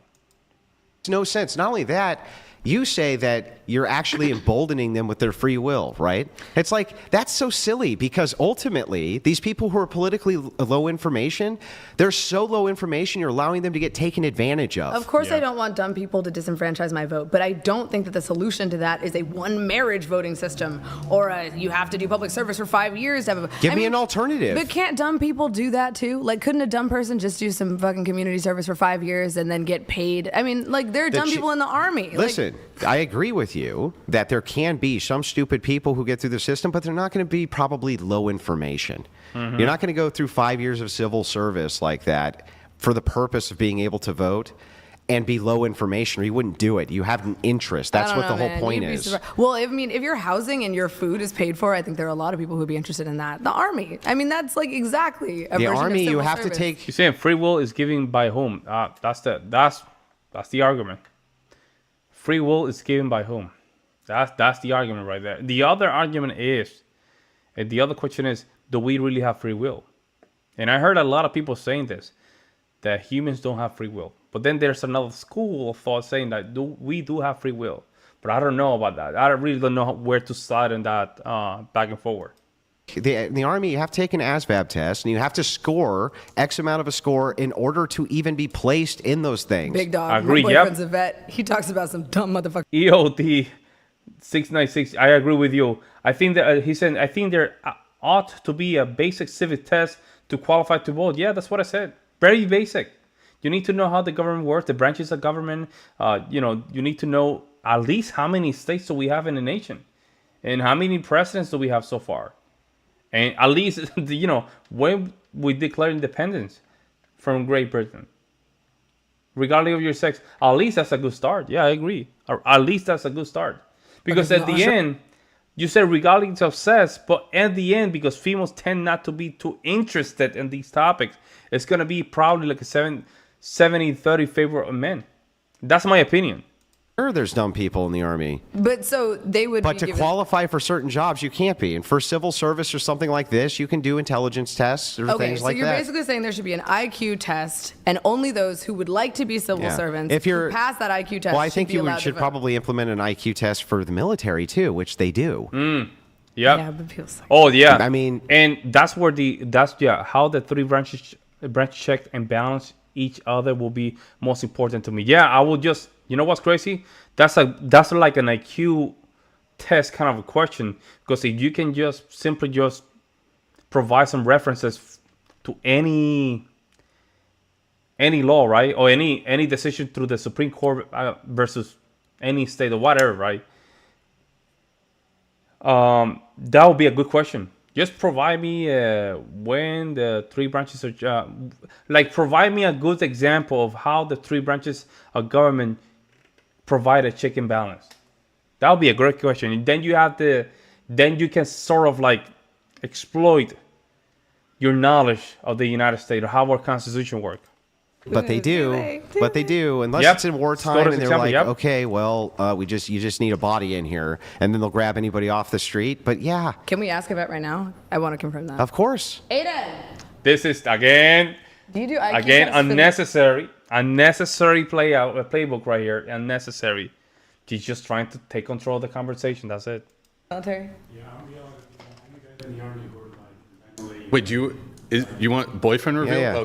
Oh, sure. Wait. Oh, go. It's okay. Yeah. Just go around that way. Army. No, I'm playing. Yeah, there are All people who are participation. there who are dumb. That's true, but they. Here, baby, come here first. If you can, Yeah. just kind of like. I've heard of that. It's called a Crouch Cat right 5 here. waiver, right? They give them a Cat 5 waiver. Category 5 waivers. I'm talking about. Can you just? Baby, come here. Shalom. Hi. Hey, thank you so much, man. Hey, we try. Hey, we try our best to keep it nice and clean, man. Thank you. In terms of like people in the army and IQ tests, like I've taken the ASVAB, it is not a very difficult test, and a lot of people get their ASVABs taken for them. I knew guys in the army who were like medically diagnosable with mental deficiencies, and were still in the army doing jobs that in theory required a certain level of mental faculty. Sure. Yeah, the system can get gamed, but those are exceptions, not the rule. I wouldn't really go that far, to be honest with you. And then This dude, bro. This dude, man. This dude really trying to. Oh, man, I don't know how to. I really don't know. Hey, I really don't know how to go here. I understand people tend to play the system, but the fact they said the majority, come on, man. This is not how things work. I think he's trying here to please her, I guess. I don't know, man. It doesn't sound like it's coming from his balls, you know. also in That's terms my of opinion. You don't think the majority of people are stupid or in the army are stupid, do you? I think that there are a great number of people who join the army because they want a place to live and food, which is the system you just described, and that's pretty much independent of intelligence. They seem to be joining the army based around patriotism, the When were ability you to in the get army? paid, the ability to When do were you things in the like army that. again? What's that? When were you in the army? I was in the army for a very limited amount of time, years and years ago. How long was that very limited amount of time? It you were has in the nothing to do with conversation. It wasn't very about a year. About a year. So what happened? 'Cause Well, actually, it doesn't matter what happened. Oh, but we're talking about service, man. What about it?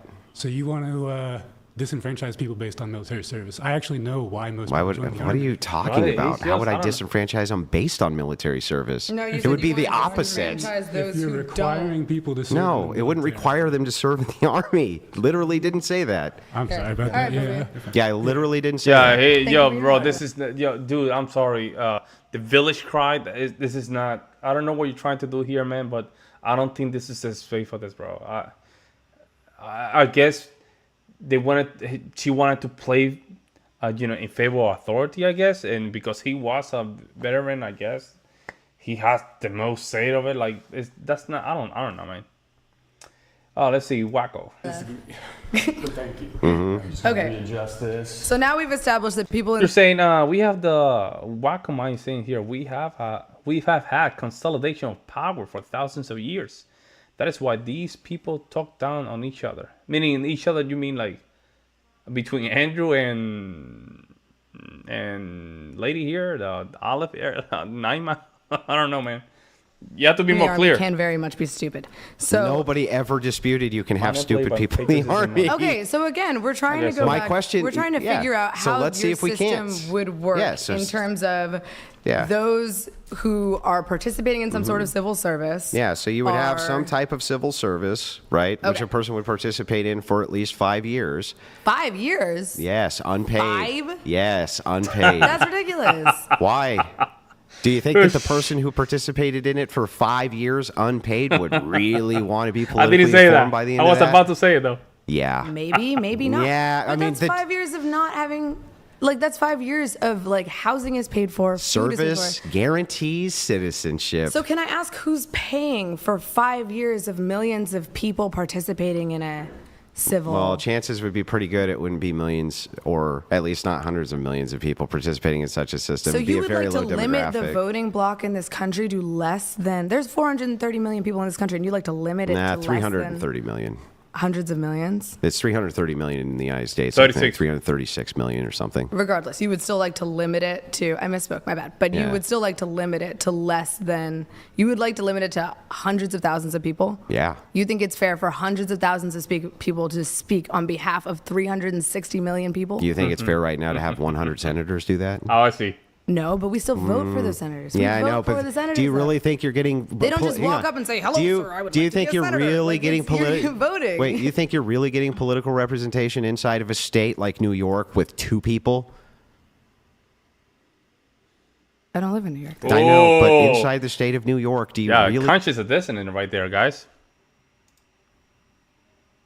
I don't live in New York. Though. I know, but inside the Kinds state of of New distance. York, do you really think the state of New York is getting She's adequate thinking. political representation on Capitol Hill with 2 fucking people. Well, that's why you have the Senate and the House, and the House. is 2 based on- people who are your senator. You really think Every that state gets 2 senators. 100 people Oh, man, she don't are understand me, bro. representing 330 million people? At the very top, it's one person who's representing 330 million people's So are you interests. advocating that we shouldn't have government? No, at all? what I'm saying to you is that, like, That's it's very prescriptive. That's silly not what for he's me saying. to look at an argument like you're making and say, oh my God, 100,000 people are going to be in charge, or 200,000 people are going to be in charge. Like, ultimately, one person's in charge. So you're saying that Ultimately, one person's in charge.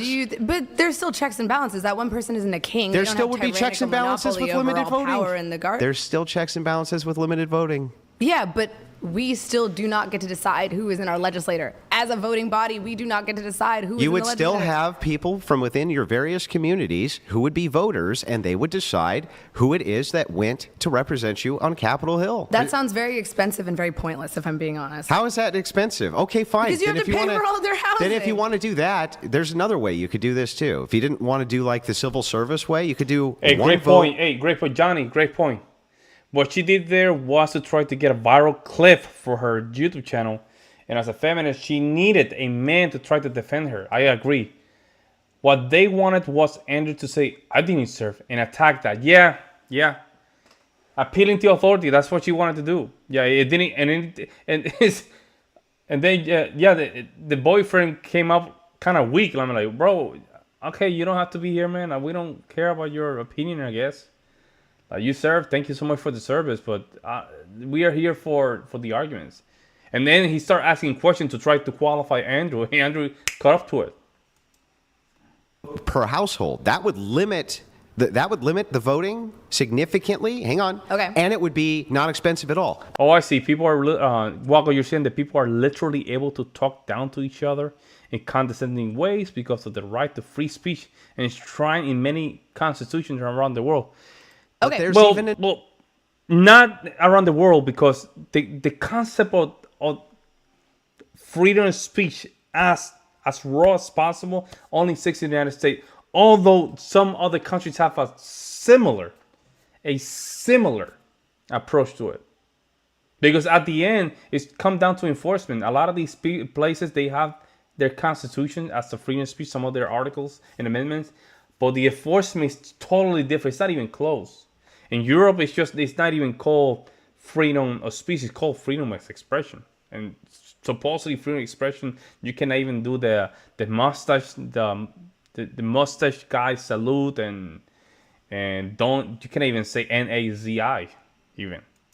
another way that you can do So- it on top of that. Alrighty, Right? But let's just start with like one household voting. Same thing. let's do it. You can eliminate whatever this like perceived cost is that you have. Another thing you could do is just eliminate anybody being Thank able you so to much vote for the until they engagement, reach guys. the same age that they could become president of the United States. Is that not 35? Mm-hmm. So you think that everyone under 35 should lose the right to vote? Why shouldn't everyone under 35 That be was able most 35. That's bullshit not, I've see, ever that heard. for me, that's a little too Everybody much, guys. under 35 be able to- 35 is I don't know about that one, guys. Let me know. to be the president of the United States? Well, because they don't have but they're still, Why? Answer the question. because they do not yet have the experience in politics to He run has a an good entire point, but I don't know about that So one, just guys. because Yeah, you can't exactly. okay, Andrew, but just because you can't run an entire country doesn't mean that you should still not have the right to have one singular vote. It's one vote. What are you talking about? Yes, you can't be the president, but you are still susceptible to the laws. You can have a kid at 35. You can have a house at 35. I don't know what that means, guys. What does that have to do with anything? Yeah. But you can't be president. Below Can't be 35, president. Yeah. legislatively, Yeah. below 35, Yeah. from 18 to 34, all of these people are impacted at the same level. No, they're not all impacted at the same level. In fact, I would say. Can they I all would go to say- jail for committing a crime? Yeah, so I would say the Then opposite. yes, they're I would impacted say as like well. people between the ages of 18 and like 25 are mostly living at home, right? And their parents are the ones who are mostly impacted by legislation, not them. And That's their not a parents skill issue. and their parents should actually probably have more say than them. Their parents actually have more autonomy than they do because they're dependents on them, right? Completely dependent upon them. It's like, if I look at the trends, it seems to me like if you eliminated from 18 to 25 or from 25 to 35, if the founders didn't think you should be president of the United States till you were 35, I don't think they wanted you to vote either. And you know what? That's why it was never law. Voting Andrew, rights this is are some affirmed. This is some old shit. That's not an dog. argument. This That's is not an giving- argument. Well, I mean, the reason why Give you're me the saying this is argument. because you're young, you're old. Like, you are not applicable to this law. What did that have to do with anything? You're trying to govern a group of people that you are not a member of. So? That's the issue. So what? Everyone should be representative government. So how Nah, old do she's you not think the even believing average what she's person saying. who's in Congress is? Hella old. Yeah, she's not even believing what she's saying, guys. They're hate that. representing all of you. What do And you I mean? hate that. So you think that like 19-year-olds are going to be better governing than 60-year-olds? No, but I don't think an 80-year-old would be a representative government. Yeah, I'm but glad Mitch McConnell's stepping 80-year-olds down. are Too dying in old. their depends. They're not governing. What do you mean? Yes, they are. No, they're Sleepy not. Joe. Sleepy Joe, lady. who is in his 80s, now has cancer, and he's not president because he went off the deep end. I know. Your And co- Trump is in his 70s, and Mitch McConnell is in his 80s. Listen, All of these people your are hella presidents, old. your presidents and congressmen are running like between the late 40s to 50s to 60s. You don't really think that replacing them with 20-year-olds is a good idea, do you? I don't think we should replace them with 20-year-olds, but Why I'd not? settle for Why a not? Wait, smooth why 40. not? Why not? Well, they'd have to be elected first. Yeah, no? I know, but even if they were, don't you think that would still probably not be the worst that wouldn't be a good idea? If they were elected through a democratic representative democracy. Don't you think they would do a I would worse not have a job problem though with that. than 40, 50, 60-year-olds would? We don't know who it is. You can't just say universally, I think a 20-year-old would be worse if they are Lord. elected democratically.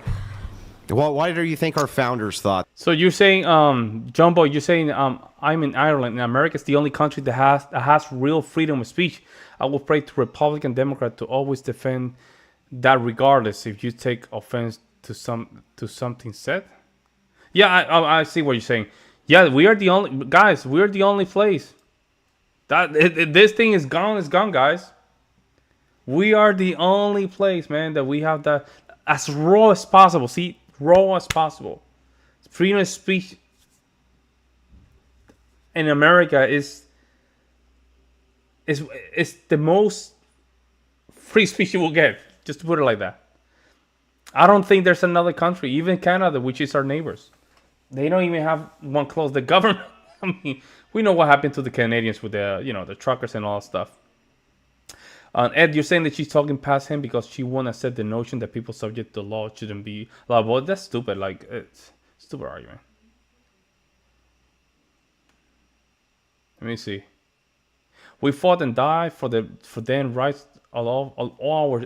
We have fought and died for them rights all our existence. I don't expect that to ever change. I just wish we have better representation of our morals and value. Instead of bare trans. Okay, I'm not gonna read that. Well, the thing is that you're right?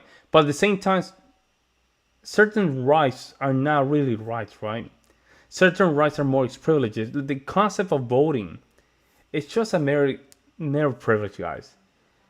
The thing is that a right will be like personal defense, property, the protection of private property, right?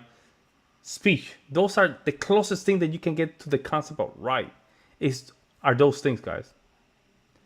I do believe that we should have a better representation, but I don't think it's gonna happen, guys, unless we move forward to move some of these laws.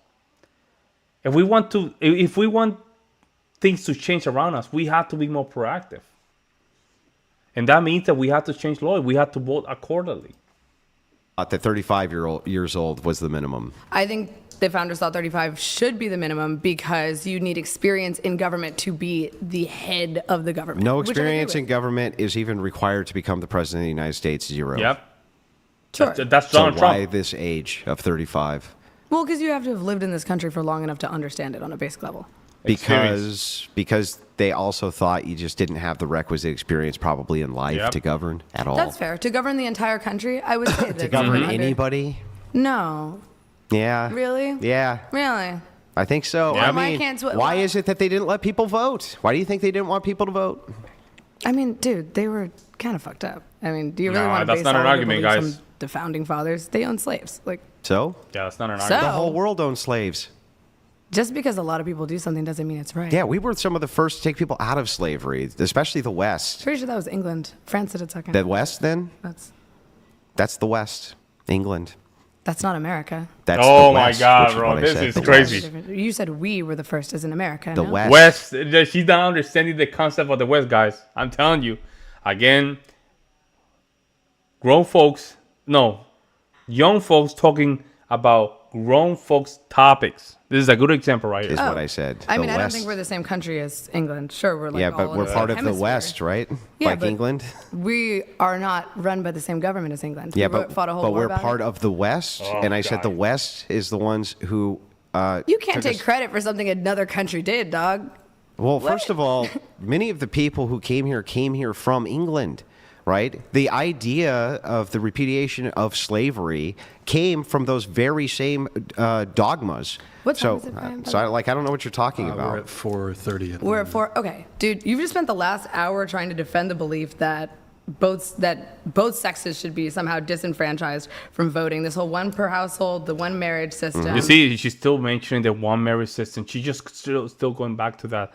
Like, she wants to control the conversation.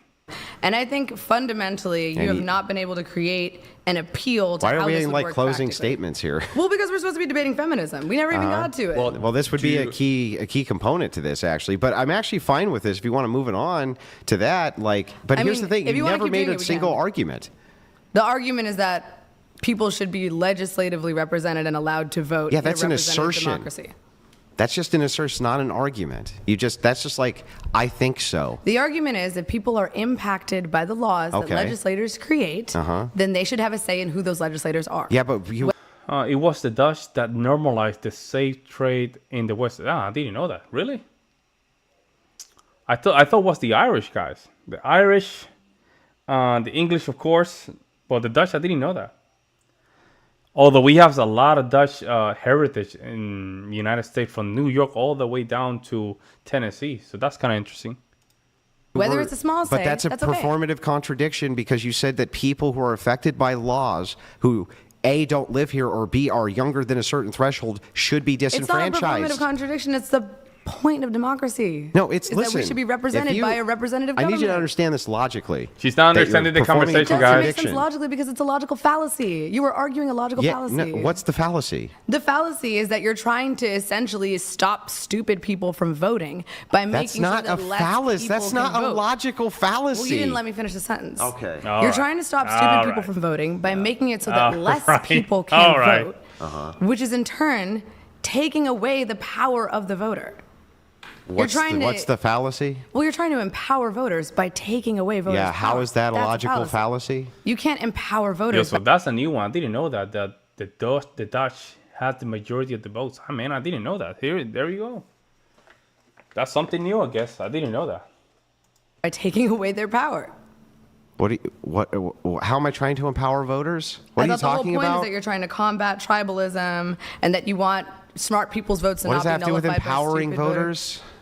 I thought that's why you're against NGOs, lobbyists, bribes. You want to Yeah, empower the people. I don't know what you're talking. So you like, just don't want the country I don't even to know be what you're talking representative? about. What I'm saying Ooh, to he's you is getting that if you want to grumpy. eliminate tribalism, Sign language. you don't want to have Sign nothing language. but an unlimited amount of people voting, where NGOs can mark to the stupid people and bend them to their will, and now have that entire bracket for whatever it is their political agendas are. So again, why not just get rid of NGOs? Why is, oh my God, NGOs are a problem. Would you Let's like make to- sure less people can vote. Gee, I'd never thought of that. Why don't we get rid of NGOs, the people who are utilizing tribalism so that they exist? Boy, I wish I had thought of that. You're utilizing tribalism? No, they're utilizing tribalism so they exist. Okay, but you're a political pundit. You have the power to help people. Uh-huh. Why not promote a stance that is actually useful to them instead of trying to take away their vote? Great. A stance that would be actually useful to them would be having their well-informed votes not nullified by non-well-informed voters of what you believe and I believe are more than the well-informed voters. That's exactly something I can do to help everybody. But you're not helping everyone because stupid people still live here. So what? They still have a right to exist in a society. Who's where they are taking not away their dictated right by to smart- exist in a society? Nobody. Yes, you are, because they are. How? If they are still held accountable to the same do, laws, but now have no right or vote or say in who is enacting those laws and who is representing them in government. Like 17-year-olds? Final statement. They're From It's not, yeah, children. I was literally thinking the same thing. Like younger folks, like, I mean, that at what point we have to just argue if 17 or 16 years old should have the right to vote? Because it seems like the way she's trying to frame this is like even teenagers should have the right to vote at this point. I don't know. I might be wrong. I might be listening. I might be hearing this wrong, guys. Let me know. They don't pay taxes. Final statement is like her position is a contradiction. She says everybody should be able to vote inside of a country where they are governed by the laws. Mm-hmm. The problem is that then she says all sorts of people who fall under the criteria of being supported by laws shouldn't be able to vote. It's literally a performative contradiction. Then she moves to my view and agrees with my view that mostly that stupid Remember, people... I don't know if you guys saw one of my last videos. I talk about negative body language, how a lot of these females, they use negative body language. This is a good example.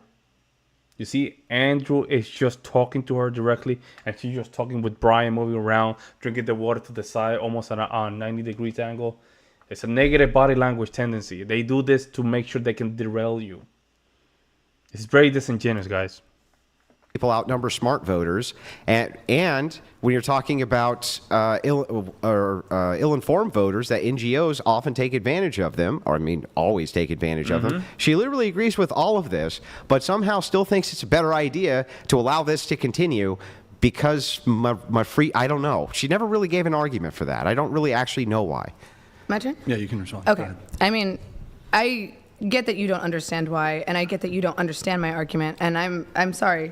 I hope one day you do. But what I will say is, generally, yes, it's annoying that stupid people are allowed to vote, even though they sometimes make poor choices and fight against their own self-interest. Yes, we don't like that. Yes, we don't agree. We do agree that lobbyists and NGOs have way too much power in setting precedents for laws. Those are both things that we mutually agree upon. However, I do not think that it is fair to create a limited democracy that in turn disenfranchises voters on the basis of being stupid. I don't think that there is any way to practically enact that. I don't understand why we would do that. You could enact it with a constitutional convention. That's how you would do it. Yo, you're right. Yo, Andrew, you might break this person brain, man. You might break her brain, man. You don't talk about the constitutional convention. She'll be like, she will explode, bro. I don't even think you know what the hell is that. And you don't think that the millions of people who now have lost the right to vote they'd be like, okay. Well, they wouldn't have a choice. I mean, sure. Protests, riots, there's all sorts of ways that people have fought against a government. I mean, you're basically trying to call the country's bluff on whether or not they care about having the right to vote, which I think is just stupid. I think personally it's pointless, and I think that the function of a democracy is to make sure that everyone who has to abide by these laws is represented in government. Is that flawed? Yes. That's not even true. Are you going to let me finish? Did I interrupt you? Let's let her finish, then we're moving on. Oh, we're moving on. We're going to move on. Yeah. So finish your thing, then we're going to move on. Okay. So anyway, back to my statement. Yes, this government is flawed. Yes, NGOs have too much power. Yes, it's annoying when stupid people do stupid things. But at the same time, the right to vote is a human right under a representative democracy in the United States of America. But why? We're missing. I don't know why, guys. Isn't me? Why is that the case, though? Why is that the case? Why? Why is the case, and why we think about it like this? I might be missing something here, but I think at this point that question has not been answered, guys. To take that away from voters is not the answer to creating a more educated voting body. Like, just genuinely, it's just not. All right, here's what we're going to do. We have a couple chats that are going to come through. Guys, if you want to... I don't trust people that make their against their own self-interest argument. I think they're lying. What do you mean? Can you elaborate a little bit on that? Interact with the stream, the show, the debaters. $200 elaborate TTS. A little bit more on that. And also, if you're enjoying the stream, kindly like the video. If you want to support Venmo, Cash App, whatever pod without these platforms taking their cut, we're also live on twitch.tv/whatever if you want to drop us a follow in the Prime sub. Also, we have some merch, shop.whatever.com, discord.gg/whatever. We have a message here from one moment here. He paid $99 to send a message? Yeah, we have this one coming in from Peacecraft. Oh, the audio's muted. Or actually, it's not muted. I'm not sure why that's not coming through. I'll just Rick read James, it. I have a bitch. question for Rick James. If you hadn't eaten breakfast this morning, how would you feel? I think that's for you. Yeah. How would you feel if you hadn't? How would you feel if you hadn't eaten breakfast this morning? I don't. Just how would I feel? Yeah. Hungry, probably. Okay. All right. And we have a message here from Jason Cassell. Related to He passed the military test, stuff. guys. Thank you, Jason. Jason Castle donated He passed the test. $200. Appreciate it. Thank you. Her boyfriend is an ASVAB waiver.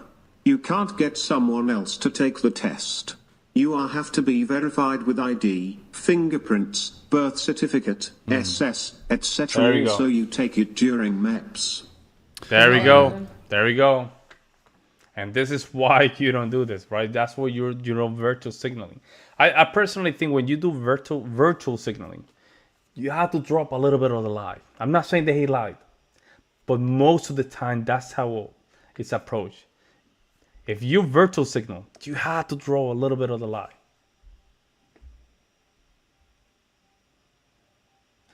Tax the rich, feed the poor until there are poor no more. What? That makes no sense.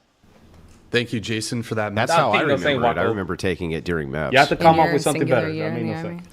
How did you get off with 1 year? Well, people get hurt. Oh, well, that sucks. That's what happens. You didn't go back? We have Red Fox here. In the military, 19 years and run MEPS.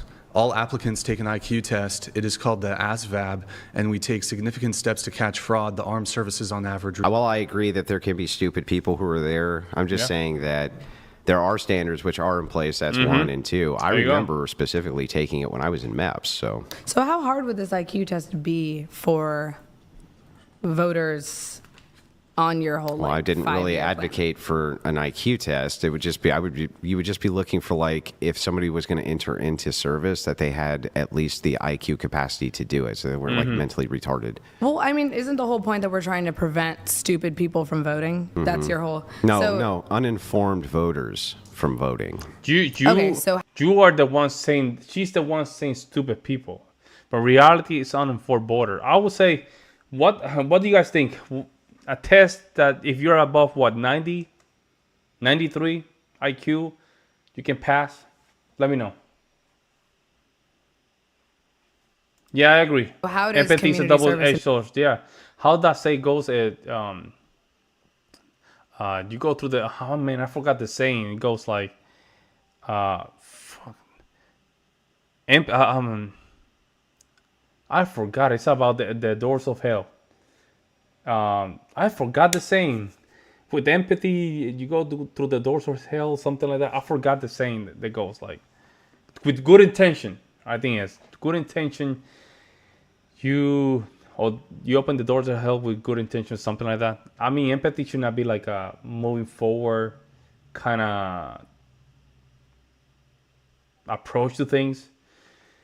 You have to be practical always, right? You have to be very practical to move forward through things.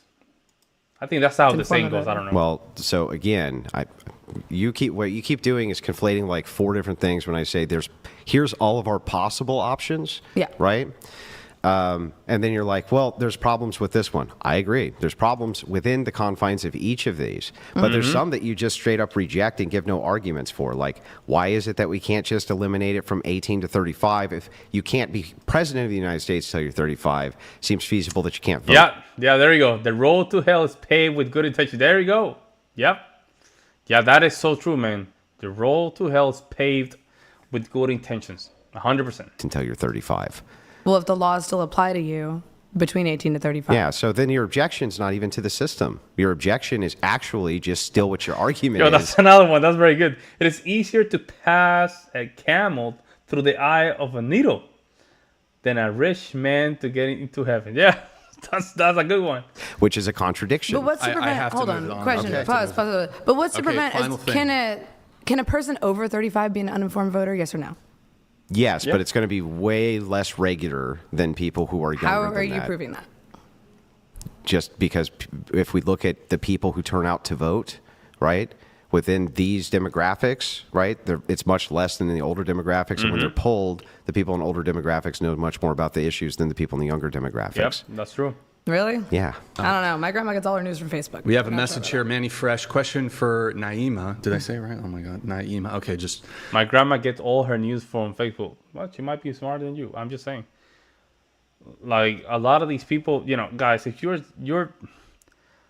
you're standing up and just watching news, man, you will end up in a bad state. You end up poor. You end up, freaked out. You end up with your brain rotten, guys. I mean, the thing about independent journalists, they really created a path to get closer to the truth. Not completely to the truth, but at least closer to the truth. However, the news media or the mainstream media, what it was doing was basically putting a smokescreen of what the truth was, or even close to the truth. question. Has she ever actually studied Plato's Ship of State? What's an actually intellectual philosophical counterpoint against this biggest issue with socialism and communism? Also, why are you dating your oppressor? What? Typical, okay. I'm good. Feminist? Let's. No response No there? thanks. Okay. I'm All right, sorry. guys, if you want to get a message in, we're going to do $200 TTS. We let a couple below the threshold just come through there. Why don't we bring it back to feminism, Andrew? Force doctrine. Yeah, I I'd believe like is to do where you force doctrine. left off. Thank you. So Oh There my we God. go. yeah, we're fine with that. But if she takes it down a rabbit hole, then we have to go down the rabbit hole. So here's my argument. Let's start with defining these terms. Can we do that? Sure. Yes. So I define feminism, okay, as being a movement towards egalitarianism or equity, okay, with the stated goal of diminishing and eventually destroying patriarchal systems. Sure. That seems to be fairly historically accurate and modernly accurate. Yes. Movement towards equity, goal of eliminating patriarchal systems. Yes. Okay, I'll take it. Okay, so when I say the word going forward enforcer, what I mean by that word is people who utilize inside of society some form of force or in order to either execute laws. Hey, great point, Johnny. You have a great point. What she's saying is her grandma's not agreeing with her, so she's getting the wrong info. Just pretty much that's what it is. I don't know if you guys saw the video about the lady, this liberal, that she went to her grandpa and basically blasted him through TikTok. And she was a blue hair, pink, whatever, Caucasian lady. And saying that, oh man, she was crazy. She just went off the cuff telling him that he was, undermining my future or whatever. That's what it is. Like, you don't agree with me, so you're dumb. Instead of taking some humility, saying, okay, the grandma lived in this world for more years than I have so far. Maybe I should just learn a couple things from her. But they cannot see it like that. It requires Right? humility. Or keep people safe in some capacity. That would be an enforcer. Okay? So my argument here is that men ultimately are the enforcement arm of everybody's rights, including other men's, and that women always have to appeal to other men, and so they can't actually get rid of the patriarchy, but must instead comply with the patriarchy. Okay. That's my argument. Sure. Sign Do you want to language repeat again. that for me just so I can take a little note? Yeah, that women, basically feminists always have to appeal to the patriarchy for rights no matter what, and so feminism isn't even possible. It's not even a possibility. Okay. Appeal to patriarchy for it. Okay. So can I ask, do you believe that free will is a privilege? Or a right or a privilege? Do you believe free will is a right or a privilege? Does free will just mean do whatever you want? Yeah, basically. Yeah, basically. That's what it is. Like, it's just, these people are very incongruent with their message. the extent that you're not hurting yourself or others or becoming a danger to society. Well, then, yeah, it sure sounds like you're saying it is. I'm sorry, what? Then it would be trivially true that it would have to be, if you're saying that that means you can do whatever you want unless A, B, C, and D, then it would have to be a privilege. Well, okay. So free will, as I'm defining it, is the right to do with you what you want so long as you are not infringing upon another's free will. Then it would trivially have to be a privilege. It would have to be a privilege. Yeah. By that logic, there would be no way around it. It would have to be a privilege. Why would it have to be a privilege? Well, because the second you do infringe on someone's whatever, right? Yeah. Do you have free will? Well, yes, to an extent. Okay, so free will with some limitations. Let's say, is free will with the limitation? Then it's not free will. Well, what do you want to call it, Andrew? I mean, I would just maybe will. Okay. Do you think that human will is a right or a privilege? I'm not Yeah, that's a weird one. trying Huh? to figure out what you mean by this. Human will. Like, do you think that rights. we as Yeah. a society... How about maybe I can just do it this way? I don't. Exactly. They confuse themselves for the show. Yeah, her job was not to argue with Andrew. The job of a lot of these feminists is not really to go back and forth for the truth, guys. I don't think that's the idea here or the end goal. The end goal here is the virtual signal, right, and get as much as they can, just to put their victim card through their platform and get whatever 30 seconds clip that they want. See, wanting the truth is more like a male-centric purview. It's because it requires logic, and men tend to be very, very, very upset if we don't deal with the truth. Okay, so I don't think you're right. I think this is more to confuse themselves throughout the show. It's like being with God and the devil at the same time. It's a weird thing. They do them all the time. They do Believe that all the human time. beings have inherent rights. Okay, thank you. There we go. Human beings have no inherent rights. Yeah, correct. I think instead, what we call rights are actually just collective intuitions, which are Yep. appealed to force, and then force enforces them. Okay, so all law, are you trying to say that basically all laws are enforced through force, or just Yeah, like yeah. generally? So all laws. Ultimately. All laws are enforced by force. Okay. Yeah. So if you think about this, the way that I would say is like, do you agree with me that rights themselves are a social construction? Yeah. I mean, not really. So my right to own a gun is not a social construction? Yeah, but I'm talking about free will, not like human, like. You What know. is that? Well, I don't understand though. Like you being able to act in will, I wouldn't dispute with. Like Yes, you can. that's what I'm saying. You can take actions with your will, but when you say rights, you're saying that those are privileges absent duties. That's a Okay. right, and then a duty, right, would be. You're saying that our rights are universal, but the question is, wacko. The question is, do right really exist as a concrete concept? Can you grab them? Let me know. Essentially the opposite of what a right is, right? Yes.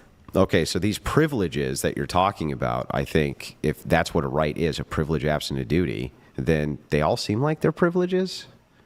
Yep, Okay, but like you don't think that. Johnny, you're right. I guess my issue with this argument is that it's claiming that power is based solely on force. Yes. Which to me seems like it's advocating on behalf of violence I mean, in order to enforce in a and wo- maintain. Well, yeah, Well, we power. need it. That's what force would be. Raw force would be violence. Okay. So that's what it does. Like we advocate that police be able to use violence in order to enforce laws, right? But we would prefer that they avoid it, right? Yeah, Like but ultimately, what makes people comply? The threat of violence, right? But Correct. there are other ways to get people to comply, no? Yeah, but what if they don't?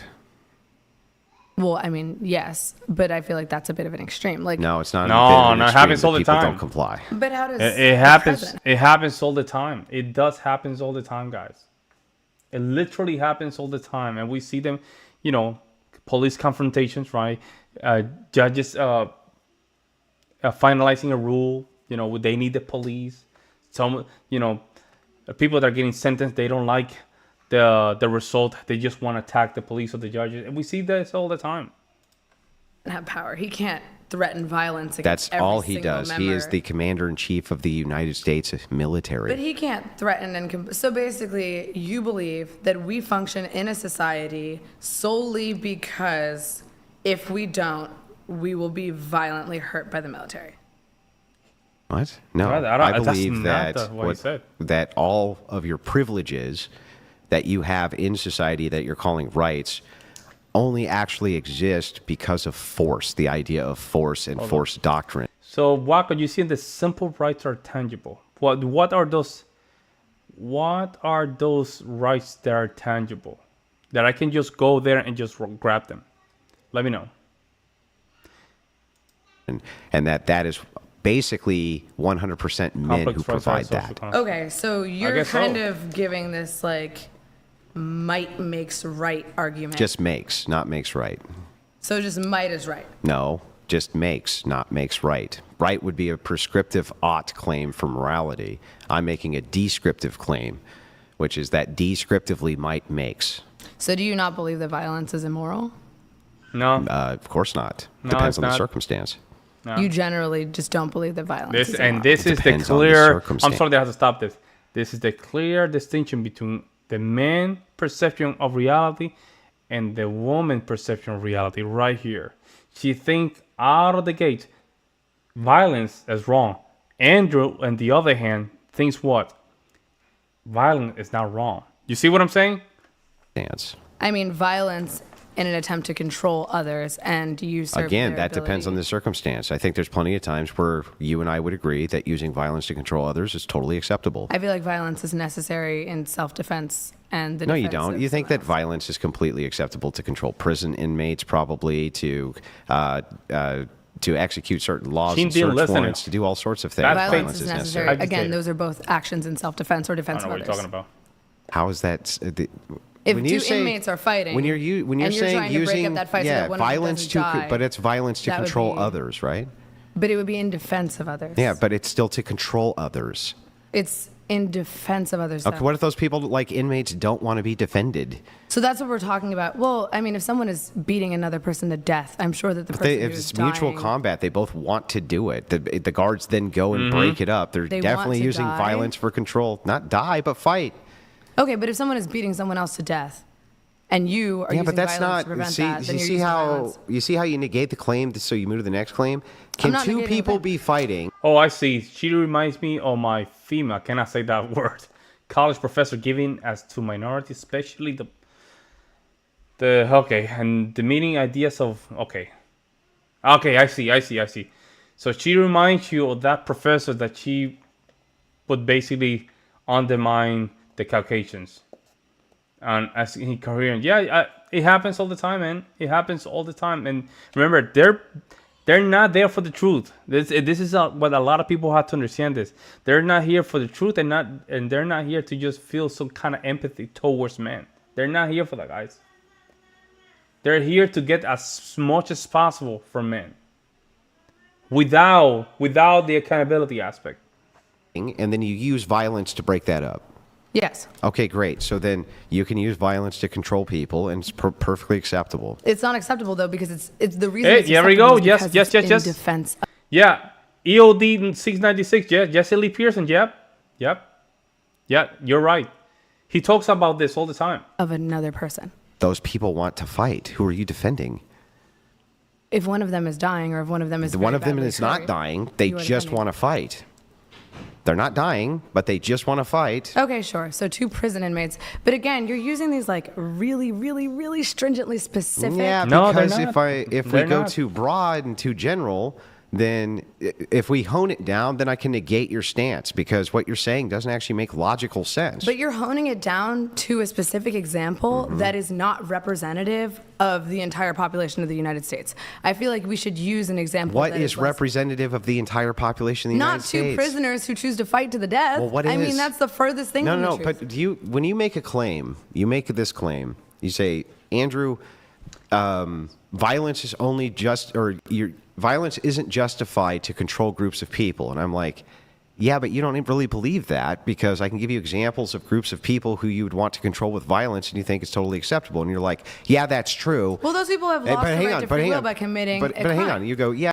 Good point, Wacko Man. You're saying that tangible rights, right to ownership, tangible rights are the simplest form of right that involve ownership or interest in physical assets, right? Good point. Now the question is, who protects those rights? How do you protect those rights? How do you protect the right to ownership, right? That's the question. How do you protect that? And who determines that? And who determines that that's a right? Yeah, that's true. But, right, I still now don't want to use that example. It's like, that makes no sense. It's a refutation to your position. That's why I hone in on it. Okay, so people, we know this through the Constitution, essentially relinquish their right to free will by threatening the free will of others. That's why prisoners are allowed to go to jail, and that is constitutionally accepted. Yes. Say that. Let me make sure I got that right. Say that again. People essentially relinquish their right to free will, the right to walk around and be free in society as a prisoner, because they have committed a crime that is a danger to themselves or others and threatens That's the incorrect. fabric of society. So why do people go to jail? Why are crimes crimes? Why are things that are bad? People go to jail because we force them into jail after they commit crimes, not because they're willingly going to jail for I understand that they're crimes. not willingly going to jail, but what I'm saying is the forced relinquishment of free will in this instance is morally acceptable because they have committed a crime that threatens themselves or Yeah, others. I don't know I'm what not you're saying, bro. disputing whether or not I don't it's know what you're moral. saying. That would make my point for me, though. So I'm not trying to talk about those who have already had their free will relinquished on the basis that they have committed a crime that threatens themselves or others. I'm trying to talk about people who are not criminals, who have not relinquished their free will, who are here in this country and deserve the right to choose what they do with themselves and their bodies. Now, Okay. Well, I mean, back you're making a to- lot of suppositions there that I just kind of like don't agree with. Yeah, it's too So much. you don't think that it's people hard to follow. deserve the right to bodily autonomy? There you go. I don't. What makes someone deserve the right to bodily autonomy? Well, when you say bodily autonomy, would you agree then that a fetus has bodily autonomy? I'm talking right now about human beings. Well, I consider those human beings, though. I'm talking right You're saying you use force to protect your rights. People vote. People also physically demonstrate presence to protect their right. It is why speech is important. One of the first things you learn is speech. Yeah, but I think we're missing something here, right? You're right? So you use force to protect your rights, but people vote. But what about if you vote, but the enforcement itself disagree with that vote? You see what I'm saying, Wacko? Let's say that you vote to protect that right, but the people that enforce those rights said, no, we're not going to enforce that vote. In that case, who protects those rights? right now about people who can talk and walk, who are independent, singular organisms. So people who are in comas, they have no rights? Dude, you keep doing comas and prisoners and fetuses. Just You're talk getting about caught. a fucking person. That, what about that you is and a me? person. Just talk about a person who is not an exception, who is not in a medical state of physical. Yeah, but what we're trying to determine right now is the worldview. You say people deserve to have bodily autonomy. And then you give me the criteria for bodily autonomy, and then I can instantly point to an example where you agree That's that not they... what we're trying to do. What you're Great trying question. to do What am I trying is to create do? a gotcha so you don't have to answer the genuine question that I'm asking. What's the you. genuine question you're asking? The question is, This is where things do go down people, rail. regardless of outliers, Mm-hmm. does the average person who has not committed a crime, who is not inside of another person, who is not brain dead or in a coma, deserve bodily autonomy? Depending on what you mean by that. Bodily autonomy being defined as the ability to choose what you do with your body so long as you are not threatening other people's bodily autonomy. No. No, because if you do harm to yourself, will that constitute bodily autonomy? You see what I'm saying?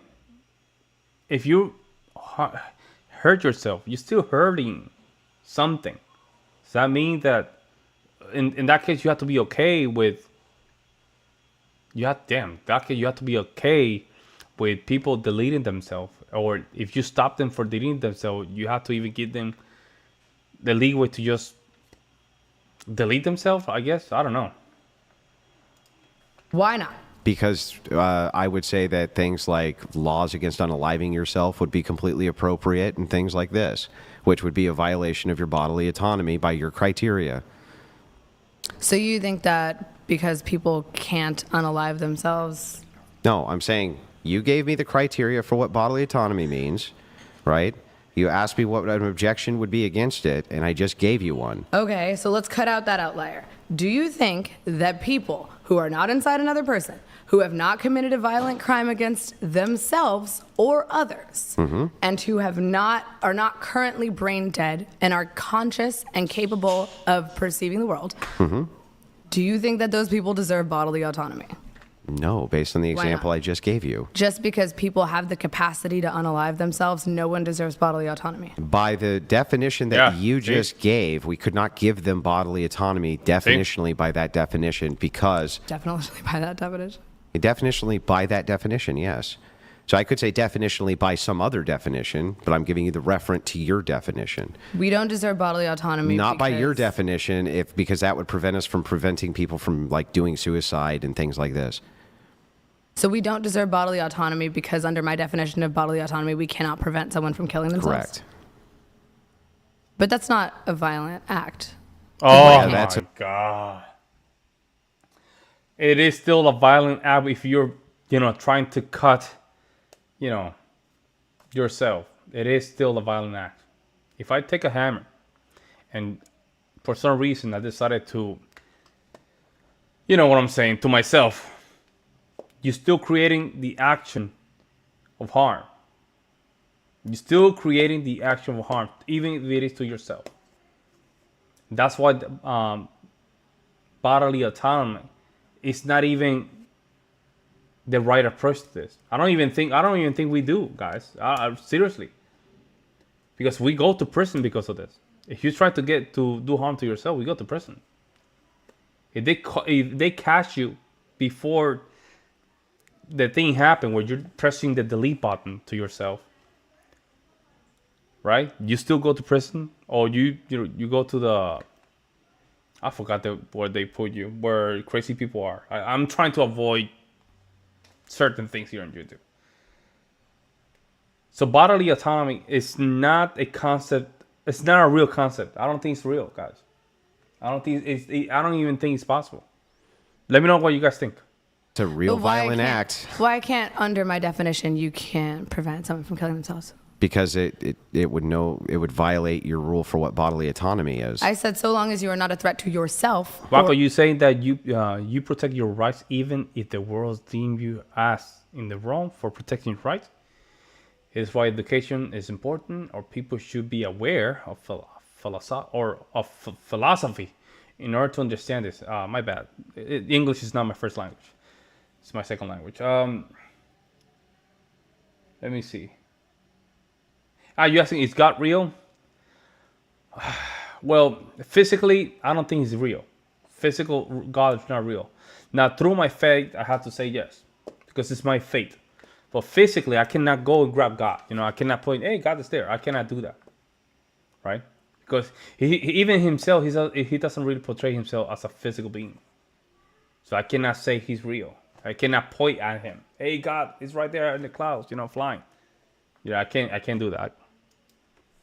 Or others. Through my faith, yes. So that but includes not you. as a So you would physical relinquish your bodily autonomy if you were a threat to yourself. Then I think that it would then just be trivially true that you don't really mean bodily autonomy anymore, because what you do is you say bodily autonomy with all of these exceptions where we can violate bodily autonomy. But that's like 3 exceptions. It's exceptions that It's not like 3 exceptions. Exist. It's many exceptions. What about somebody who's just like cutting themselves with a razor blade? Can we stop them? What about a person who just says that they want to cut off their right arm because they think it'll be fun? Can we stop stop them. Like, there's so many examples I can give you of where we would violate people's bodily autonomy. What about a person who's having like a manic episode and doesn't want to go to the hospital? Can we violate their bodily autonomy? Well, they're a threat to themselves or others. So again, that would fall in the. What if they're not a threat? What if they're just having like a manic episode? They don't want to leave their house. You just perceive it that way. That happens all the time. Those are Exactly. homeless So people, and they do we have bodily violate that whatever you consider by your definition bodily autonomy. When you say people deserve that, and I say absolutely not by that definition, because I can point to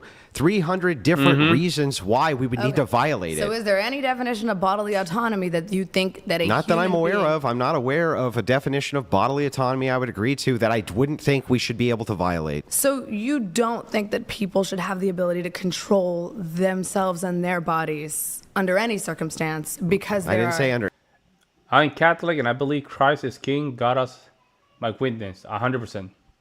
100%. I can say I got some experience that, it's not empirical, right? It's more like how they call it, my own experience, right? That I can say that God is great and God works in a very mysterious way, but I cannot point at him, right? I cannot say God is in the clouds, look at him, he's just flying in his flying nimbus, I can't do that, right?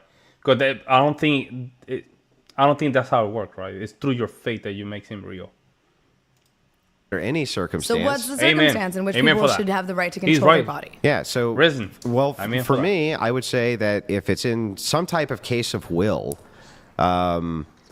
that you could do that. But I mean, ultimately, You mean I like think free will? Yeah, no, in case of will. So I'm not sure that I believe in some universalized right for bodily autonomy, and you haven't really given me any definitional reason why I should. But here. I don't understand why you don't believe in bodily autonomy. Why don't Because you believe in my why don't understanding people of have what the right to bodily control themselves? autonomy is that you basically have the right to do whatever you want absent the infringement of somebody else's bodily autonomy. Yes. Yeah. Why don't you think people should Because have the right I to do think that I need to many times infringe on people's bodily autonomy for their good or I society. got you, Johnny. that? Why are you I got you. constantly infringing on other people's bodily autonomy? What are you up What to? do you mean?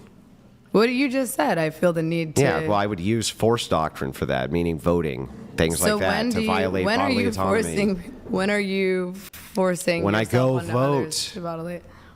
I'm forcing my will when I go vote on other people through force doctrine. No, you're not, because they all have a vote. Great. Can I I vote mean, it? not according to Okay. you, but I can vote and you can vote, right? yes, Okay, you want abortions to be legal? yes, If I vote against that, am I voting against your bodily autonomy? yes.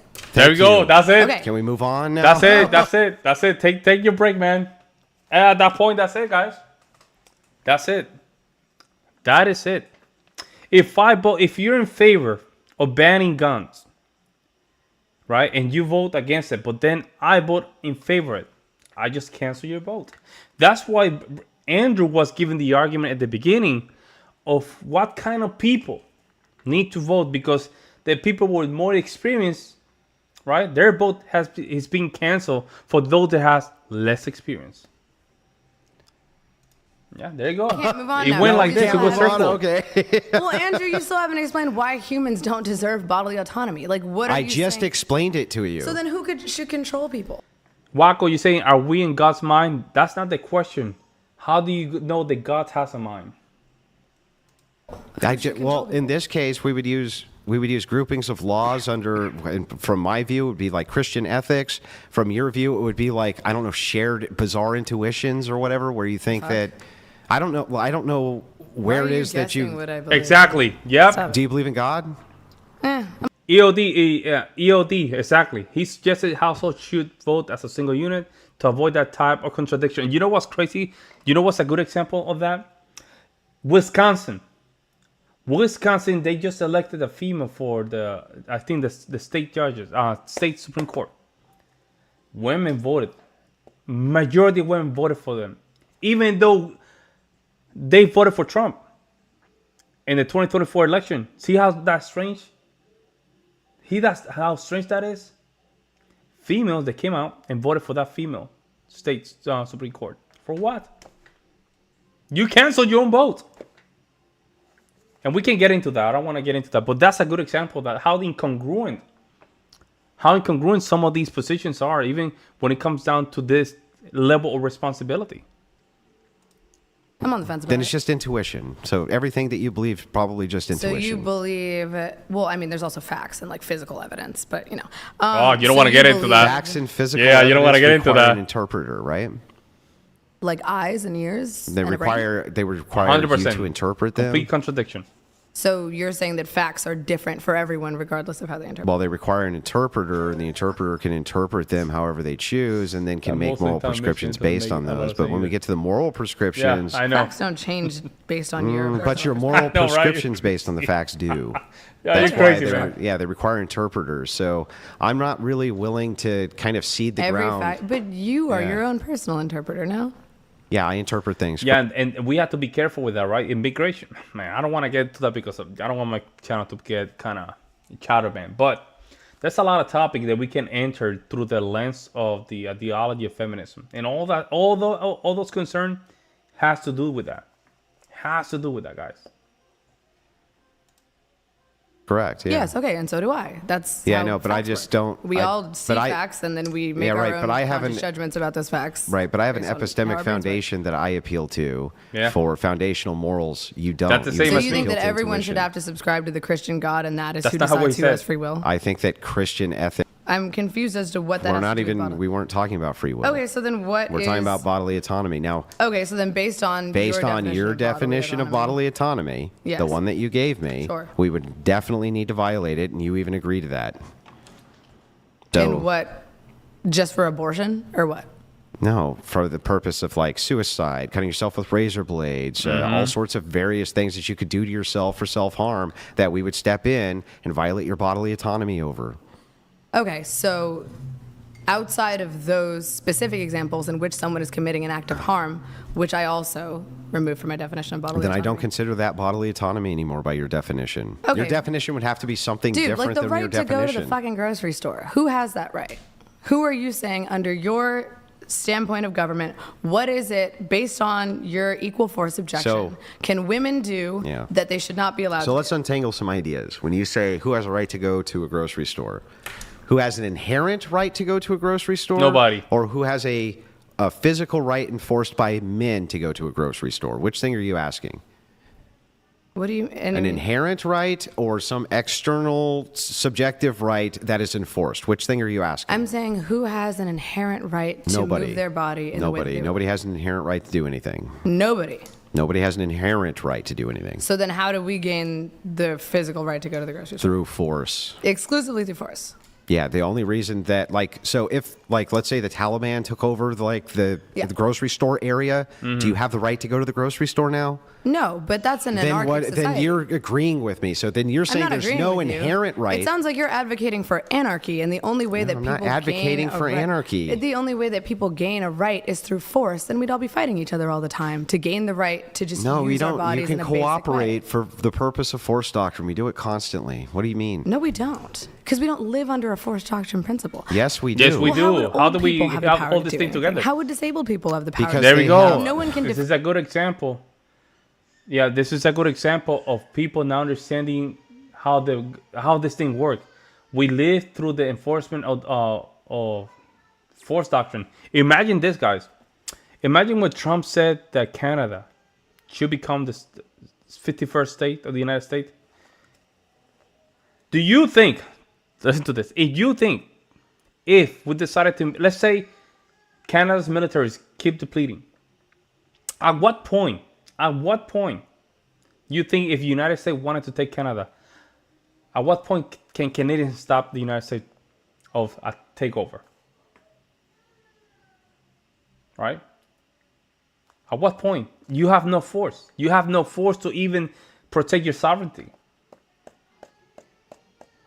Like, force doctrine is literally the essence of just holding this thing together. Outside of that, we're just writing letters in the paper. We're just writing things in the paper that magically are enforced through something. defend themselves Because they with have force. people who have force, which enable them to do those things. That's how. So then there is power that comes not from force. If people who do not have the power to force can utilize the strength of others on their behalf. The strength of others would be force.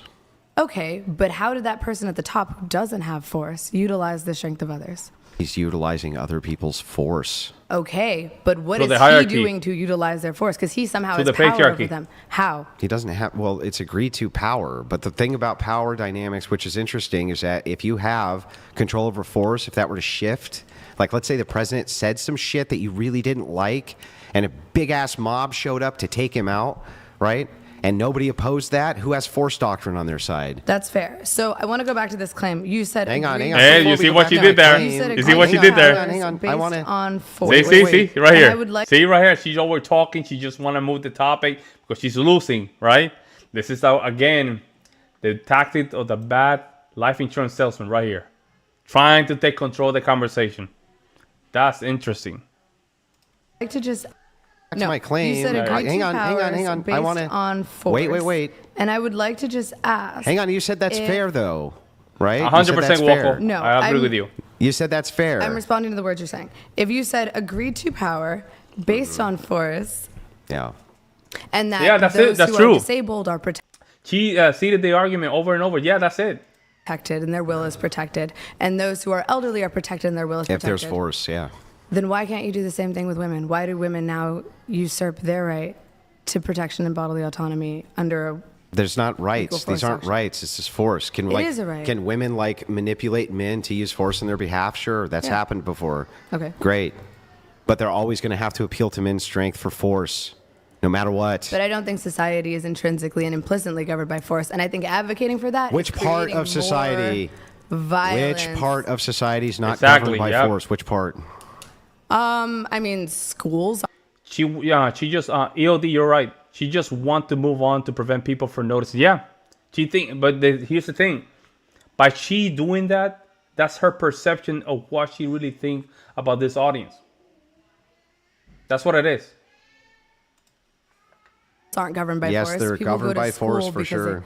Really? So kids go to school because they're afraid they're going to get. No, they're not going hurt to and school beat because they're up if afraid they they're don't going to go get hurt. But there's security guards who are around. There's police officers who are around. There's people who enable that nothing bad's going to happen to those kids. There's teachers who are there much stronger than the students to keep potential threats away from the students. All of it's governed by force. Okay, but you're talking about force for protection versus Yeah. force for the utilization and monopoly of It's power. all the same thing. It's not the same thing. Same. If you're protecting people's right to be somewhere, then that is a different use of force than. But they're both force? Sure. Okay, great. Then they're the same thing. Force. Sure. But Okay, why are you, just because you have a monopoly on force, what gives you the will? Exactly. She hasn't made any valid point, but still react like she got the cream, and that's the clip her YouTube short. Yeah, that's pretty much that's what she's here for, guys. She's just here for those kind of viral moments. If you want to call it viral moments, I To don't know. usurp someone's right to very basic bodily autonomy. They don't have rights.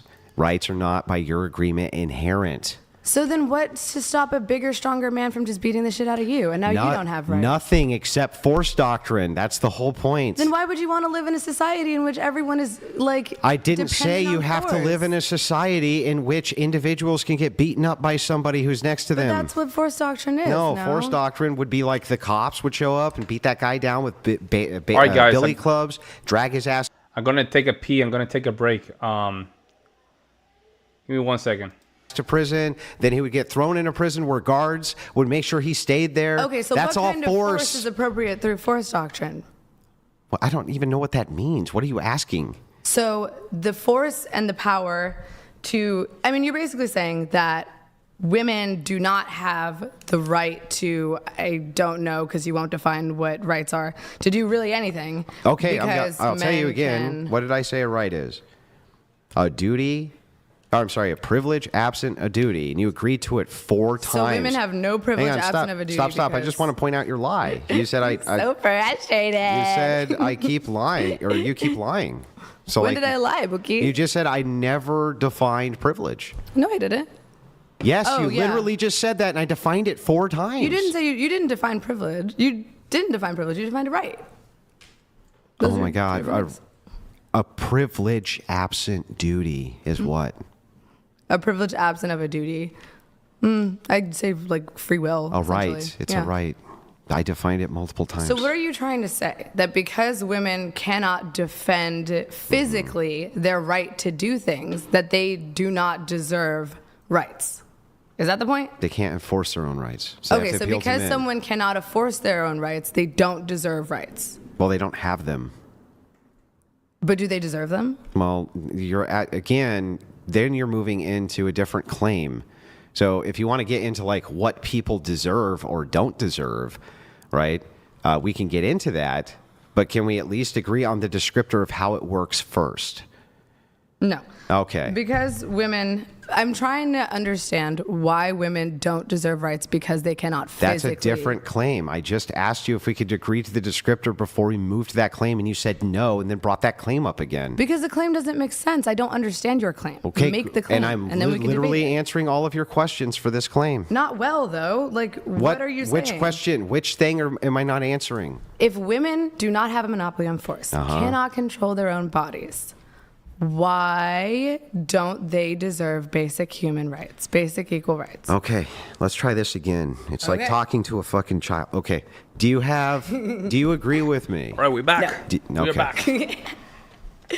Do you agree with me? I've never seen you this pissed off. This is fucking hilarious. Oh my I'm not God. pissed off. I'm just. Yes, you are. Frustrated, that's what it is, Women man. are emotional. Look at him. You're the one freaking out, not me. I'm not freaking out. I think this is hilarious. For me, it's extremely frustrating talking to someone who doesn't actually sounds like an understand emotion. the words that are coming out of my You're mouth. sounding very emotional right now, Andrew. Can we go back? Would you like to get some water? Yeah, can we go back and go through If all you need of to cry, these- that's okay. Can we go back I'm through... here for you, my friend. Can we go back through these descriptors now? Oh, you guys are crazy. Sure. Okay. Alrighty. What is a You right? just want to keep defining words?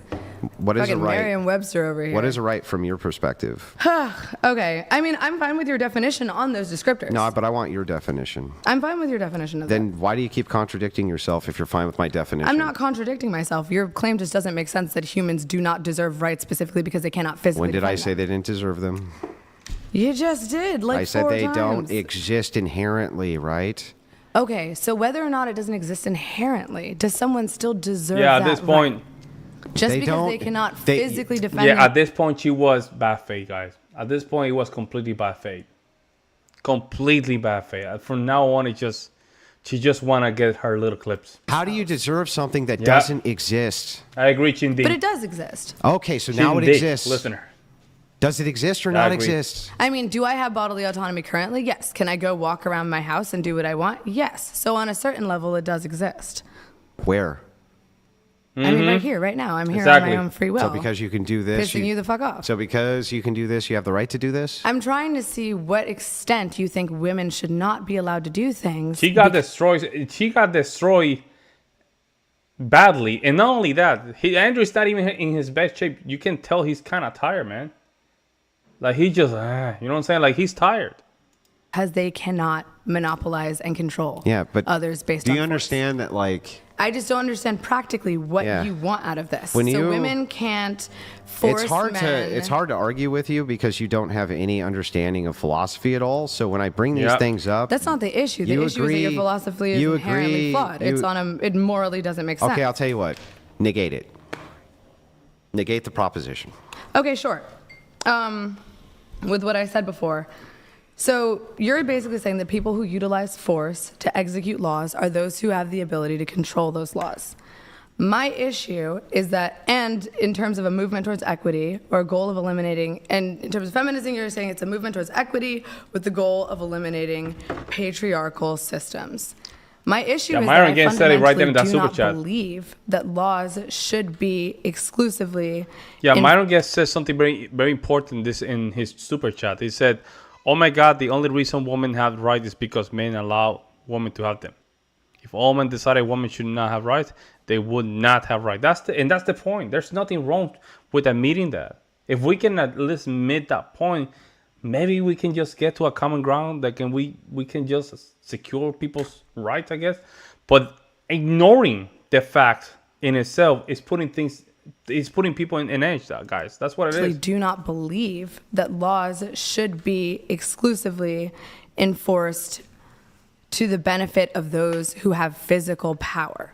Okay. Yeah. That's not a negation of force doctrine. So, Yeah, I see what you're saying, John. like, I don't know what to... You're so philosophically illiterate that you actually don't even understand what I'm Damn, saying bro. to you. Here we go. And you're just regularly illiterate. I mean, dude, like, then just argue the claim. I did argue the claim. But it doesn't make sense. Then falsify it. Okay, just because someone can do something does not mean that they ought to do it. Okay, so just then because men descriptively- can force women to do what they want doesn't mean that they ought So to. then descriptively, do you agree with force doctrine? I mean, I believe on a blanket, I believe on a smaller level. I think that interpersonally, someone can use force if they have more force over Okay, someone. let's try this. What is Yeah. force doctrine? Force doctrine is your whole thing that men have a monopoly on force and human beings have no inherent rights. All laws are enforced by force and violence is used to maintain societal regularity on a certain level. And that women have to appeal to men for their monopoly on force in order to secure their hold on, needs hold or rights up. or whatever. Hold on, let's back up. Let's back up, guys. Look at her reaction. Their monopoly on force in order. There you go. She's not used to these debates, guys. She's not used to this. She's not used to this. You see how still Andrew is challenging her. Just challenging her by asking her a question.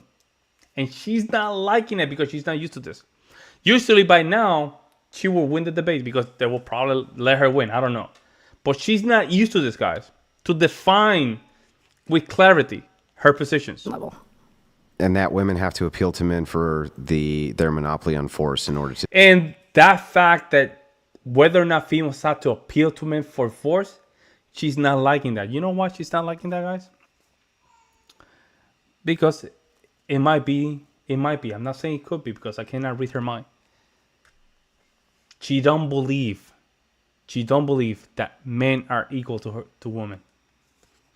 That's what it is, guys. She doesn't believe it. She believes that females are superior to men. That's what it is. To secure their whatever needs or rights or whatever it is they want, right? That's part of force doctrine? Sure. Okay, Yeah, do you by agree? your definition. Then do you agree with the description? Do you agree that Yes. description is I true? already said I agreed with the description. That's why I I want to asked argue you your 4 claim. times if you agreed with the description And of I force said doctrine. I agreed with it 4 times. Well, one time I said no to piss you off. But then Okay. the other times I said yes. So Yeah, you there you go, agreed see? with me that when it Waste comes of time, to guys. force doctrine, you agree to the descriptor being true. Sure. Okay, now we can get somewhere maybe. That's what I said. Oh my right. God. I mean, you never did, but okay. I did, Andrew. So now that we can get past that, now that you've agreed to force doctrine, can you tell me why men should enforce women's rights? Why men should enforce women's rights. I don't necessarily think that. I think that free will is honestly a privilege. I mean, not a privilege. I think that free will is a right. I think that everyone Well, has then- the right to bodily autonomy. Then you don't agree to force doctrine. Why'd you lie to me? Why did I you lie to agreed me? You asked me if I agreed with your definition. I Yeah. agree with your definition of it. I don't morally agree with it. That's Well, what if I'm we don't saying. agree with the descriptor, then we have to argue the descriptor until you Yes. either falsify the descriptor or agree with the descriptor. It can't be either or. It has to be either or. It can't be anything else. It's either true Cannot be or it's both. false. Yeah. I just You're not want to gonna be understand both. your moral justification for controlling someone else's body. I'm talking on a moral basis, not that you can't physically. I understand that you can physically. I agree with the premise. That's nice, But I want you to asked defend you. why but I asked, morally but I this asked is you a acceptable. question. Yeah, good point, Johnny. and You didn't answer it. Why should men? And you know what's crazy about this? Andrew knows where to do it. Andrew knows where to meet fire with fire. And I think it's because he understands logic very clearly. He knows when to do so. And Shintin, you're saying that you can codify free will. I don't think you can. Oh, I might be very ignorant in the topic. I admit that I'm very ignorant on the topic. But with simple logic, you cannot really codify it, guys. Yeah, it's simple. I don't know. Really, do you really have free will? Can you take a knife and to yourself? I don't know. I guess you could, but then people will stop you. If there's people around you, they will stop you. Right? I guess, unless you're a samurai living in the 18th century. I don't know. enforce women's rights. I don't know, Why guys. should they? Because it is morally unacceptable to control others. It is morally impermissible. That's the opposite. You're not controlling. If you're enforcing their rights, it sounds like they're controlling you, right? Like, how are you controlling them by enforcing their rights? But right is simply, as we've defined it, a privilege without a So duty. why should men enforce women's Yo, privileges? shout out to the people But in the they don't chat, have man. to. You guys So are what are you really defining killing as it. Answer my question. Why should men enforce women's privileges? They don't have to enforce women's privilege. Great. Great. I believe the exact same thing. Perfect. I'm But going to you go and don't smoke. have to enforce. Oh my goodness, he's He's upset. coming back. He's just do a little Rage There we go, quit. guys. I Are you got him to kidding? You just rage agreed with my quit. entire position. Oh shit, the Messiah Yeah, there you go. There you go. Now she's just having a meltdown. rage I quit. agree with you that men should not enforce women's Well, you didn't let me rights. finish the sentence. Well, I don't really need to. You conceded the debate. No, I There you did go. not That's concede it. That's it. There you go, guys. There you go. We're gonna just finish it right here. Walker, you said that some of the biggest contributors to politics nowadays are the wealthy owners of the American companies. I agree. I don't agree with that. A lot of these companies having a lot of how do I say this influence into our political process. But there you go, guys. I'm gonna leave it right there. I'm gonna do a follow-up on maybe tomorrow with the other debate. I think the other debate is a little shorter with the crazy feminists. Oh man, this is group, man. I might just do this more often, guys. I might do this more often. This is something that, I really liked. 2 hours and 46 minutes so far in the live stream. I'll find an hour to do longer streams and see how that works. But for those guys that are in the chat, man, thank you so much, guys. Thank you so much for the support. I really appreciate that. My final thoughts on this debate. This was basically, let me just get some viral moments kind of stuff. I mean, it was not... there's a couple things that I would love to see in the future when it comes down to debates. I'm not a good debater, guys. I suck at it. I did say I'm a very good salesman, but I'm not a good debater. I think the phones need to be off or taken out. Phones. When it comes down to statistics, just reference the website and that's it. Another area is there's a couple things. Moderation. I think Brian had to step up more to the plate. Yeah, he has to just step out more to the plate. Say, okay, finish the answer, or finish the question, or answer the question. Oh, Andrew, can you answer the question? I think he needs to moderate a little bit better, Brian. I think so. He said, let's see if we can bring Wacko down the line reasoning for their own terminal. Hey, he's doing fine. No, he's doing fine. No, he's doing fine. Wacko's doing fine, man. I like when you guys having these little back and forward, man. That's very good. Because I'm reading them and I'm learning a lot. Right. Let's see if we can bring you. Let's see. People are people. Yeah, you guys are doing a very good job, man. Yeah, I'm going to basically just react tomorrow. I'm going to get the other video and I'm going to react to it as well. Because I watched that one with my wife, but I said, you know what? I need to do a live of that one as well. Because that one went downhill quick. And